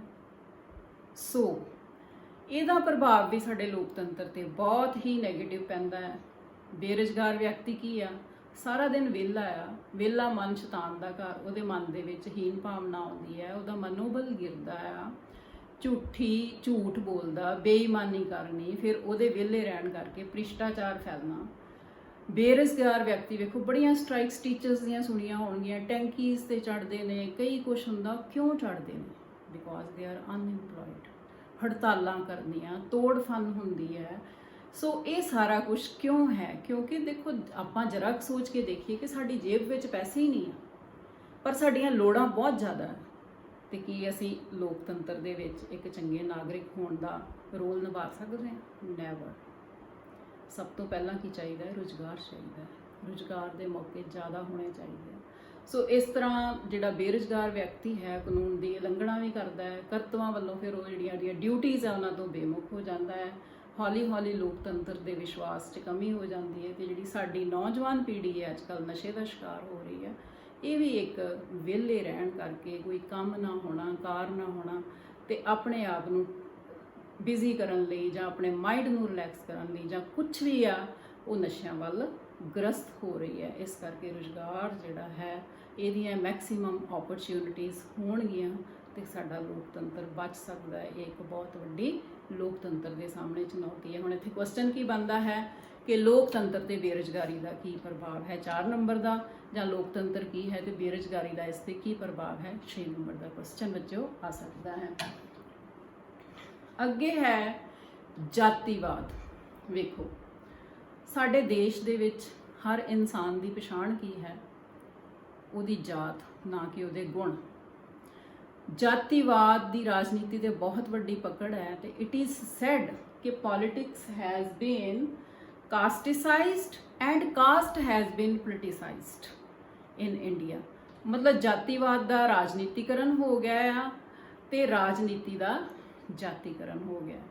ਕਿਉਂ? ਵੇਖੋ, 1990 ਤੇ 1994 ਵਿੱਚ ਸਾਡੇ ਇੱਥੇ ਮੰਡਲ ਕਮਿਸ਼ਨ ਦੀ ਰਿਪੋਰਟ ਸੀ ਜਿਹੜੀ ਰਾਖਵੀਕਰਨ ਬਾਰੇ ਹੋਣੀ ਸੀ, ਤੇ ਉਹਦੇ ਵਿੱਚ ਇੰਨੇ ਜ਼ਿਆਦਾ ਦੰਗੇ ਫਸਾਦ, ਇੰਨਾ ਕੁਝ ਹੋਇਆ ਸੀ ਕਿ ਉਹ ਕਹਿਣ ਤੇ ਬਹੁਤ ਬੁਰਾ ਹਾਲ ਸੀਗਾ ਉਹਦੇ ਵਿੱਚ। ਇਹਦਾ ਹਰਿਆਣੇ ਦੇ ਵਿੱਚ ਫਿਰ ਰਾਖਵਾਂਕਰਨ ਕਰਕੇ ਜਾਂ ਜਾਟ ਅੰਦੋਲਨ ਜਿਹੜਾ ਚੱਲਿਆ ਸੀ, ਔਰ ਤੁਸੀਂ ਵੇਖਿਆ ਕਿ ਕਿੰਨਾ ਕੁਝ ਉੱਤੇ ਹੋਇਆ, ਔਰਤਾਂ ਦੀ ਬੇਪਤੀ ਹੋਈ, ਬਹੁਤ ਬੁਰਾ ਹਾਲ ਹੋਇਆ। ਸੋ ਇਹ ਸਾਰਾ ਕੀ ਆ? ਇਹ ਜਾਤੀਵਾਦ ਦੀ ਰਾਜਨੀਤੀ ਹੈ। ਤੇ ਜੇ ਵੇਖੋ, ਆਪਾਂ ਫੈਮਿਲੀ 'ਚ ਰਹਿੰਦੇ ਹਾਂ ਤੇ ਜੇ ਫੈਮਿਲੀ ਦੇ ਵਿੱਚ ਹਰ ਵਕਤ ਬੱਚੇ ਲੜਾਈ ਝਗੜਾ ਹੁੰਦਾ ਰਹੇ ਤੇ ਕੀ ਉਹ ਫੈਮਿਲੀ ਜਿਹੜੀ ਆ ਉਹ ਤਰੱਕੀ ਕਰ ਸਕਦੀ ਹੈ? ਤੇ ਸਾਡੇ ਦੇਸ਼ ਵਿੱਚ ਜਿਹੜੀ ਜਾਤਾਂ ਦੇ ਨਾਂ ਦੇ ਉੱਤੇ ਇਹ ਲੜਾਈਆਂ ਹੁੰਦੀਆਂ, ਅੰਦੋਲਨ ਹੁੰਦੇ ਆ, ਤੇ ਇਹ ਸਾਡੀ ਡੈਮੋਕ੍ਰੇਸੀ ਨੂੰ ਬੜੀ ਵੱਡੀ ਚੁਣੌਤੀ ਹੈ। ਇਹ ਇੱਕ ਖਤਰਾ ਹੈ ਸਾਡੀ ਡੈਮੋਕ੍ਰੇਸੀ ਨੂੰ। ਇਸ ਕਰਕੇ ਇਹਦਾ ਇੰਪੈਕਟ ਕੀ ਆ ਕਿ ਕੀ ਇੰਪੈਕਟ ਹੋਇਆ ਇਹਦਾ ਜਾਤੀ ਦੇ ਆਧਾਰ ਤੇ? ਜਾਤੀ ਦੇ ਆਧਾਰ ਤੇ ਅੱਜ ਕੱਲ੍ਹ ਰਾਜਨੀਤਿਕ ਦਲ ਬਣੇ ਹੋਏ ਨੇ। ਵੇਖੋ, ਬਹੁਜਨ ਸਮਾਜ ਪਾਰਟੀ ਆ, ਸ਼੍ਰੋਮਣੀ ਅਕਾਲੀ ਦਲ ਆ, ਆਲ ਇੰਡੀਆ ਅੰਨਾ DMK ਆ, ਕਿ ਇਹਨਾਂ ਦਾ ਗਠਨ ਜਿਹੜਾ ਹੈ ਉਹ ਜਾਤੀ ਦੇ ਆਧਾਰ ਤੇ ਆ ਕਿ ਵੱਧ ਤੋਂ ਵੱਧ ਵੋਟਾਂ ਆਪਣੀ ਜਾਤੀ ਦੇ ਲੋਕਾਂ ਦੀਆਂ ਆਪਾਂ ਖਿੱਚ ਕੇ ਤੇ ਰਾਜਨੀਤੀ ਕਰੀਏ, ਜਿਹੜੀ ਕਿ ਇੱਕ ਬੜੀ ਸੌੜੀ ਸੋਚ ਹੈ। ਦੈਨ ਜਾਤੀ ਦੇ ਆਧਾਰ ਤੇ ਫਿਰ ਸਭਾਵਾਂ ਬਣੀਆਂ ਹੋਈਆਂ, ਰਾਮਦਾਸੀ ਸਭਾ, ਬਾਲਮੀਕੀ ਸਭਾ, ਰਾਮਗੜੀਏ ਸਭਾ, ਇੰਝ ਦੀਆਂ ਤੁਹਾਨੂੰ ਬਹੁਤ ਮਿਲ ਜਾਣਗੀਆਂ, ਜਿਹਦੇ ਵਿੱਚ ਉਹ ਕਮਿਊਨਿਟੀਜ਼ ਦੇ ਲੋਕ ਜਾਂਦੇ ਤੇ ਫਿਰ ਦੂਜੇ ਅਵੋਇਡ ਕਰਨਾ ਸ਼ੁਰੂ ਕਰ ਦਿੰਦੇ ਆ, ਜਿਹੜੀ ਕਿ ਇੱਕ ਨੁਕਸਾਨਦਾਇਕ ਹੈ। ਜਦੋਂ ਕਿ ਲੋਕਤੰਤਰ ਦਾ ਮੈਸੇਜ ਹੈਗਾ ਆ ਭਾਈਚਾਰਾ ਵਧਾਉਣਾ, ਏਕਤਾ ਤੇ ਅਖੰਡਤਾ ਰੱਖਣੀ, ਪਰ ਇਹ ਜਾਤ ਪਾਤ ਵਿੱਚ ਆਪਾਂ ਉਲਝ ਕੇ ਵੜ ਕੇ ਤੇ ਅਸੀਂ ਆਪਣੇ ਲੋਕਤੰਤਰ ਨੂੰ ਬੜਾ ਵੱਡਾ ਨੁਕਸਾਨ ਕਰਦੇ ਹਾਂ। ਫਿਰ ਜਾਤੀ ਦੇ ਆਧਾਰ ਦੇ ਉੱਤੇ ਵੋਟਾਂ ਦੀ ਮੰਗ ਕੀਤੀ ਜਾਂਦੀ ਹੈ, ਟਿਕਟਾਂ ਦੀ ਵੰਡ ਹੁੰਦੀ ਹੈ। ਔਰ ਤੁਸੀਂ ਕੋਈ ਵੇਖਿਓ, ਹੁਣ ਅੱਗੋਂ ਇਲੈਕਸ਼ਨਸ ਆਉਣਗੀਆਂ ਜਦੋਂ, ਤੇ ਤੁਸੀਂ ਵੇਖਿਓ ਕਿ ਜਿੱਥੇ ਜਿਹੜੀ ਕਮਿਊਨਿਟੀ ਹੋਏਗੀ ਨਾ ਜ਼ਿਆਦਾ, ਤੇ ਉੱਥੇ ਉਸ ਕਮਿਊਨਿਟੀ ਦਾ ਕੈਂਡੀਡੇਟ, ਉਸ ਜਾਤ ਦਾ ਕੈਂਡੀਡੇਟ ਖੜਾ ਕਰ ਦਿੰਦੇ ਆ, ਕਿਉਂਕਿ ਜਾਤੀ ਕਰਕੇ ਲੋਕਾਂ ਦੇ ਮਨ 'ਚ ਇੱਕ ਸਿੰਪਥੀ ਹੁੰਦੀ ਹੈ ਕਿ ਸਾਡੀ ਬਰਾਦਰੀ ਦਾ ਬੰਦਾ ਹੈ ਜੀ, ਵੋਟ ਇਹਨੂੰ ਪਾਓ। ਇਹ ਨਹੀਂ ਦੇਖਣਾ ਕਿ ਬੰਦਾ ਭਾਵੇਂ ਮਾੜਾ ਵੀ ਹੋਵੇ, ਭਾਵੇਂ ਉਹਦੇ 'ਚ ਕੋਈ ਗੁਣ ਨਾ ਹੋਵੇ। ਸੋ ਬੱਚਿਓ, ਮਨ 'ਚ ਵਿਸ਼ਵਾਸ ਪੈਦਾ ਕਰਨਾ ਹੈ ਕਿ ਇਨਸਾਨ ਦੀ ਪਛਾਣ ਉਹਦੇ ਗੁਣਾਂ ਕਰਕੇ ਕਰਨੀ ਹੈ, ਨਾ ਕਿ ਉਹਦੀ ਜਾਤ ਕਰਕੇ ਕਰਨੀ। ਉਹਦੀ ਜਨਮ ਜਾਤ ਤੋਂ ਉਹਦੀ ਪਛਾਣ ਨਹੀਂ ਹੋਣੀ ਚਾਹੀਦੀ, ਉਹਦੇ ਕੰਮਾਂ ਤੋਂ ਉਹਦੀ ਪਛਾਣ ਕਰਨੀ ਹੈ। ਅੱਜ ਵੀ ਆਜ਼ਾਦੀ ਤੋਂ 72 ਸਾਲ ਬਾਅਦ ਵੀ ਸਾਡੇ ਦੇਸ਼ ਵਿੱਚ ਜਾਤੀ ਦੇ ਨਾਂ ਤੇ ਰਾਖਵਾਂਕਰਨ, ਭਾਵੇਂ ਜਿਹੜਾ ਨੀਵੀਂ ਜਾਤ ਦਾ ਹੈ ਉਹਦੇ ਕੋਲ ਬਹੁਤ ਇਕਨੋਮਿਕ ਸਟੇਟਸ ਹੋਵੇ, ਸਾਰਾ ਕੁਝ ਹੋਵੇ, but still he is enjoying reservation ਜਦੋਂ ਕਿ ਕੋਈ ਦੂਸਰੀ ਜਾਤ ਹੈ ਜਿਹਨੂੰ ਇੱਥੇ ਸਮਾਜ ਦੇ ਵਿੱਚ ਉੱਚੀ ਜਾਤ ਕਿਹਾ ਜਾਂਦਾ ਹੈ, ਉਹ ਭਾਵੇਂ ਭੁੱਖਾ ਵੀ ਮਰਦਾ ਹੋਵੇ ਪਰ ਉਹਨੂੰ ਉਹ ਓਪਰਚੁਨਿਟੀ ਨਹੀਂ ਹੈ ਜਿਹੜੀ ਕਿ ਇਹਨੂੰ ਸਿਸਟਮ ਨੂੰ ਥੋੜਾ ਚੇਂਜ ਕਰਨ ਦੀ ਲੋੜ ਹੈ। ਜਾਤੀ ਦੇ ਨਾਂ ਤੇ ਧਰਮ ਸਥਾਨ ਬਣੇ, ਤੁਸੀਂ ਕਿਤੇ ਜਾਓ ਨਾ, ਜੱਟ ਸਿੱਖਾਂ ਦਾ ਗੁਰਦੁਆਰਾ ਹੈ, ਮੱਝਵੀ ਸਿੱਖਾਂ ਦਾ ਗੁਰਦੁਆਰਾ ਹੈ, ਰਾਮਗੜੀਆ ਬਰਾਦਰੀ ਦਾ ਗੁਰਦੁਆਰਾ ਹੈ। ਸੋ ਇਸ ਤਰ੍ਹਾਂ ਅਸੀਂ ਕੀ ਕਰ ਰਹੇ ਹਾਂ, ਅਸੀਂ ਇਨਸਾਨਾਂ ਦੀ ਵੰਡ ਕਰ ਰਹੇ ਹਾਂ ਤੇ ਉਸ ਮੈਸੇਜ ਨੂੰ ਭੁੱਲ ਗਏ ਹਾਂ ਜਿਹੜਾ ਸਾਡੇ ਗੁਰੂ ਸਾਹਿਬਾਨ ਨੇ ਦੱਸਿਆ ਸੀ ਕਿ ਅਵਲ ਅੱਲਾ ਨੂਰ ਪਾਇਓ ਕੁਦਰਤ ਦੇ ਸਭ ਬੰਦੇ, ਏਕ ਨੂਰ ਤੇ ਸਭ ਜਗ ਉਪਜਿਓ, ਕੌਣ ਭਲੇ ਕੌਣ ਮੰਦੇ। ਸੋ ਇਨਸਾਨ ਅਸੀਂ ਬੱਚਿਓ ਪੜ੍ਹ ਲਿਖ ਕੇ ਕੀ ਕਰਨਾ ਹੈ, ਅਸੀਂ ਇਹਨਾਂ ਚੀਜ਼ਾਂ ਨੂੰ ਛੱਡਣਾ ਹੈ, ਆਪਣੇ ਲੋਕਤੰਤਰ ਨੂੰ ਜ਼ਿਆਦਾ ਵਧੀਆ ਕਰਨਾ ਹੈ, ਇਹ ਜਾਤਾਂ ਪਾਤਾਂ ਨੂੰ ਛੱਡ ਕੇ ਭਾਈਚਾਰੇ ਦਾ ਸੰਦੇਸ਼ ਜਿਹੜਾ ਹੈ ਦੇਣਾ। ਸੋ ਇਹਦੇ ਤੇ ਵੀ ਬੱਚਿਓ 4 ਨੰਬਰ ਦਾ ਕੁਐਸਚਨ ਜਿਹੜਾ ਹੈ ਉਹ ਬਣਦਾ ਹੈ। ਨੈਕਸਟ ਹੈ ਜਾਤੀ ਦੇ ਨਾਲ ਹੀ ਫਿਰਕੂਵਾਦ, ਸੰਪਰਦਾਇਕਤਾ, ਕਿਊਮਨਲਿਜ਼ਮ, ਇਹਦਾ ਕੀ ਪ੍ਰਭਾਵ ਹੈ ਸਾਡੇ ਲੋਕਤੰਤਰ ਤੇ। ਸਾਡਾ ਤੇ ਦੇਸ਼ ਇਹੋ ਜਿਹੇ ਦੰਗਿਆਂ ਦੇ ਨਾਲ ਭਰਿਆ ਹੋਇਆ ਬੱਚੇ, ਜਿੱਥੇ ਧਰਮ ਦੇ ਨਾਂ ਤੇ ਸਿਆਸਤ ਕੀਤੀ ਜਾਂਦੀ ਹੈ। ਕਿਊਮਨਲਿਜ਼ਮ ਦਾ ਮਤਲਬ ਕੀ ਹੈ ਕਿ ਧਰਮ ਦੇ ਨਾਂ ਤੇ ਲੋਕਾਂ ਨੂੰ ਪਾੜੋ ਤੇ ਰਾਜ ਕਰੋ। ਵੇਖੋ, ਦੇਸ਼ ਦੀ ਵੰਡ 1947 ਚ ਹੋਈ ਤੇ ਕਾਰਨ ਕੀ ਸੀ? ਫਿਰਕੂ ਦੰਗੇ। ਹਿੰਦੂਆਂ ਤੇ ਮੁਸਲਮਾਨਾਂ ਵਿੱਚ ਅੰਗਰੇਜ਼ਾਂ ਨੇ ਫਿਰਕੂ ਦੰਗੇ ਕਰਾ ਕੇ 2 ਦੇਸ਼ ਬਣਾਤੇ, ਪਾਕਿਸਤਾਨ ਤੇ ਇੰਡੀਆ। ਫਿਰ ਤੁਸੀਂ ਦੇਖਿਆ ਕਿ 1984 ਚ ਦਿੱਲੀ ਦੰਗੇ ਹੋਏ ਜਿਹਦੇ ਵਿੱਚ ਇੱਕ ਕਮਿਊਨਿਟੀ ਨੂੰ ਟਾਰਗੇਟ ਕੀਤਾ ਗਿਆ, ਹੱਲੀ ਵੀ ਉਹਦਾ ਇਨਸਾਫ ਨਹੀਂ ਮਿਲਿਆ ਔਰ ਲੋਕਾਂ ਦਾ, ਸਿੱਖ ਭਾਈਚਾਰੇ ਦਾ ਉਹਦੇ 'ਚ ਇੰਨਾ ਜ਼ਿਆਦਾ ਨੁਕਸਾਨ ਹੋਇਆ, ਜਿੰਦੇ ਜਲਾਤਾ, ਬਹੁਤ ਕੁਝ ਹੋਇਆ। ਉਹ ਕੀ ਸੀ? ਫਿਰਕੂ ਦੰਗਿਆਂ ਦੀ ਮਿਸਾਲ ਜਿਹਦੇ ਤੇ ਰਾਜਨੀਤੀ ਕੀਤੀ ਗਈ। ਦੈਨ 2013 ਦੇ ਵਿੱਚ ਮੁਜ਼ੱਫਰਨਗਰ ਜਿਹੜਾ ਉੱਤਰ ਪ੍ਰਦੇਸ਼ ਵਿੱਚ ਹੈ, ਉੱਥੇ ਹਿੰਦੂ ਤੇ ਮੁਸਲਮਾਨਾਂ 'ਚ ਦੰਗੇ ਹੋਏ ਜਿਹਦੇ ਵਿੱਚ 62 ਮੁਸਲਿਮਸ ਜਿਹੜੇ ਸੀਗੇ ਉਹ ਮਰੇ ਤੇ 20 ਹਿੰਦੂ ਮਰੇ। ਸੋ ਜਦੋਂ ਵੀ ਇਹ ਫਿਰਕੂ ਦੰਗੇ ਭੜਕਾਏ ਜਾਂਦੇ ਹਨ ਤੇ ਖੂਨ ਦਾ ਘਾਣ ਹੁੰਦਾ ਹੈ ਤੇ ਲੋਕਤੰਤਰ ਲਈ ਇੱਕ, ਸਾਡੇ ਦੇਸ਼ ਲਈ ਇੱਕ ਸਵਾਲੀਆ ਚਿੰਨ੍ਹ ਬਣ ਜਾਂਦਾ ਹੈ, ਇੱਕ ਚੁਣੌਤੀ ਬਣ ਜਾਂਦਾ ਹੈ ਕਿ ਇਹ ਇਸ ਤਰ੍ਹਾਂ ਸਾਡੀ ਜਿਹੜੀ ਲੋਕਤੰਤਰ ਹੈ ਉਹ ਸਫਲ ਕਿਸ ਤਰ੍ਹਾਂ ਹੋ ਸਕਦਾ ਹੈ। ਇਸੇ ਤਰ੍ਹਾਂ 2014 ਦੇ ਵਿੱਚ ਜਿਹੜੀਆਂ ਗੁਜਰਾਤ 'ਚ ਚੋਣਾਂ ਹੋਈਆਂ ਉਹਦੇ ਵਿੱਚ ਵੀ ਹਿੰਦੂ ਤੇ ਮੁਸਲਮਾਨਾਂ ਦੇ ਵਿੱਚ ਫਿਰਕੂ ਦੰਗੇ, ਧਰਮ ਦੇ ਨਾਂ ਤੇ ਦੰਗੇ ਬਹੁਤ ਹੋਏ। ਸਟੂਡੈਂਟਸ, ਆਪਾਂ ਧਰਮ ਕੀ ਹੈ? ਜਦੋਂ ਧਰਮ ਇੱਕ ਅੰਦਰ ਦੀ ਯਾਤਰਾ ਹੈ, ਜਦੋਂ ਅਸੀਂ ਧਾਰਮਿਕ ਹੋ ਜਾਂਦੇ ਹਾਂ, ਜਦੋਂ ਇੱਕ ਇਨਸਾਨ ਪੂਰੀ ਤਰ੍ਹਾਂ ਧਾਰਮਿਕ ਹੋ ਜਾਂਦਾ, ਉਹਨੂੰ ਇਹ ਸਮਝ ਆ ਜਾਂਦੀ ਹੈ ਕਿ ਧਰਮ ਤੇ ਇੱਕ ਨੂੰ ਰਾਜਨੀਤੀ ਦੇ ਨਾਲ ਨਹੀਂ ਜੋੜਨਾ ਚਾਹੀਦਾ। ਇਹ ਤੇ ਅਲੱਗ-ਅਲੱਗ ਪੌੜੀਆਂ ਆ, ਤੁਹਾਨੂੰ ਜਿਹੜੀ ਪੌੜੀ ਪਸੰਦ ਹੈ ਤੁਸੀਂ ਉਹਦੇ ਨਾਲ ਆਪਣੀ ਯਾਤਰਾ ਜਿਹੜੀ ਹੈ ਸ਼ੁਰੂ ਕਰ ਲਓ। ਤੇ ਇਹ ਆਪਾਂ ਲੜਾਈ ਕਿਉਂ ਕਰਦੇ? ਬੱਚਿਓ, ਤੁਸੀਂ ਵੱਡੇ ਹੋ ਕੇ ਇਸ ਚੀਜ਼ ਨੂੰ ਜ਼ਰੂਰ ਅੰਡਰਸਟੈਂਡ ਕਰਨਾ ਹੈ ਕਿ ਕਦੇ ਵੀ ਕਿਸੇ ਦੂਜੇ ਦੇ ਧਰਮ ਨੂੰ ਕ੍ਰਿਟਿਸਾਈਜ਼ ਨਹੀਂ ਕਰਨਾ, ਇਸ ਚੀਜ਼ ਦੇ ਉੱਤੇ ਆਪਾਂ ਲੜਾਈ ਨਹੀਂ ਕਰਨੀ। ਅਸੀਂ ਆਪਣੇ ਲੋਕਤੰਤਰ ਨੂੰ ਵਧੀਆ ਕਰਨਾ ਆ, ਆਪਾਂ ਬਚਾਉਣਾ। ਸੋ ਇਹਦੇ ਸੰਪਰਦਾਇਕਤਾ ਦੇ ਪ੍ਰਭਾਵ ਕੀ ਪੈਂਦੇ ਨੇ? ਰਾਜਨੀਤਿਕ ਦਲ ਜਿਹੜੇ ਨੇ ਅੱਜ ਕੱਲ੍ਹ ਸਾਡੇ ਜਿਹੜੇ ਨਾ, ਇਹਨਾਂ ਨੇ ਆਧਾਰ ਬਣਾ ਲਿਆ ਚੋਣਾਂ ਤੇ ਵੋਟਾਂ ਦਾ ਆਧਾਰ ਜਿਹੜਾ ਵਾ ਉਹ ਧਰਮ ਦੇ ਨਾਂ ਦੇ, ਮਤਲਬ ਉਸ ਥਾਂ ਦੇ ਉੱਤੇ ਕਈ ਵਾਰੀ ਖੜਾ ਕੀਤਾ ਜਾਂਦਾ ਕੋਈ ਉਸ ਧਰਮ ਦਾ ਕੈਂਡੀਡੇਟ। ਜਿਸ ਤਰ੍ਹਾਂ ਕੋਈ ਸਿੱਖ ਉਹ ਕਨਸਟੀਚੁਐਂਸੀ 'ਚ ਜ਼ਿਆਦਾ ਸਿੱਖ ਹੈ ਤੇ ਉੱਥੇ ਸਿੱਖ ਖੜਾ ਕਰ ਦੇਣਗੇ। ਜੇ ਕਨਸਟੀਚੁਐਂਸੀ 'ਚ ਕਿਤੇ ਕੋਈ ਹਿੰਦੂ ਜ਼ਿਆਦਾ ਨੇ ਜਾਂ ਕੋਈ ਹੋਰ ਬਰਾਦਰੀ ਹੈ ਤੇ ਉੱਥੇ ਉਹ ਕੈਂਡੀਡੇਟ ਨੂੰ ਪ੍ਰੈਫਰ ਕਰਨਗੇ। ਸੋ ਇਹ ਸਾਡੇ ਸ਼ੈਤਾਨੀ ਹੈਗੀ ਹੈ ਸਾਡੇ ਰਾਜਨੀਤੀਵਾਨਾਂ ਦੀ ਕਿ ਅਸੀਂ ਭੋਲੇ ਭਾਲੇ ਲੋਕਾਂ ਨੂੰ ਧਰਮ ਦੇ ਨਾਂ ਦੇ ਉੱਤੇ ਲੜਾ ਕੇ ਤੇ ਕਿਸ ਤਰ੍ਹਾਂ ਆਪਾਂ ਰਾਜਨੀਤੀ ਕਰ ਸਕਦੇ। ਸਾਡਾ ਸਭ ਤੋਂ ਵੱਡਾ ਮਸਲਾ ਰਾਮ ਜਨਮ ਭੂਮੀ ਹੈ ਤੇ ਬਾਬਰੀ ਮਸਜਿਦ ਹੈ, ਜਿਹੜਾ ਕਿ ਹਿੰਦੂ ਤੇ ਮੁਸਲਿਮਸ ਦੇ ਵਿੱਚ ਹਾਲੇ ਤੱਕ ਚੱਲ ਰਿਹਾ ਔਰ ਮੈਨੂੰ ਨਹੀਂ ਲੱਗਦਾ ਕਿ ਇਹ ਕਦੀ ਖਤਮ ਹੋ ਜਾਏਗਾ। ਸੋ ਇਹਦੀ ਰਾਜਨੀਤੀ ਕਰਨ, ਧਰਮ ਦੇ ਨਾਂ ਦੇ ਉੱਤੇ ਲੋਕਾਂ ਨੂੰ ਭੜਕਾ ਕੇ, ਇੰਨੀ ਸੌੜੀ ਸੋਚ ਹੈ, ਜਦੋਂ ਕਿ ਅਸੀਂ ਇੱਕ ਪਰਮਾਤਮਾ ਦੇ ਇਨਸਾਨ, ਇੱਕ ਪਰਮਾਤਮਾ ਨੇ ਸਾਨੂੰ ਪੈਦਾ ਕੀਤਾ, ਅਸੀਂ ਇਸ ਚੀਜ਼ ਦੀ ਪਛਾਣ ਤੋਂ ਦੂਰ ਹੋ ਕੇ ਤੇ ਲੜਾਈਆਂ ਕਰਦੇ ਹਾਂ। ਫਿਰ ਧਾਰਮਿਕ ਦੰਗੇ ਤੇ ਹਿੰਸਾ ਹੁੰਦੀ ਹੈ ਇਹਦੇ ਨਾਂ ਦੇ ਉੱਤੇ। ਦੇਸ਼ ਦੀ ਏਕਤਾ ਤੇ ਅਖੰਡਤਾ ਨੂੰ ਬੱਚਿਓ ਖਤਰਾ ਹੈ।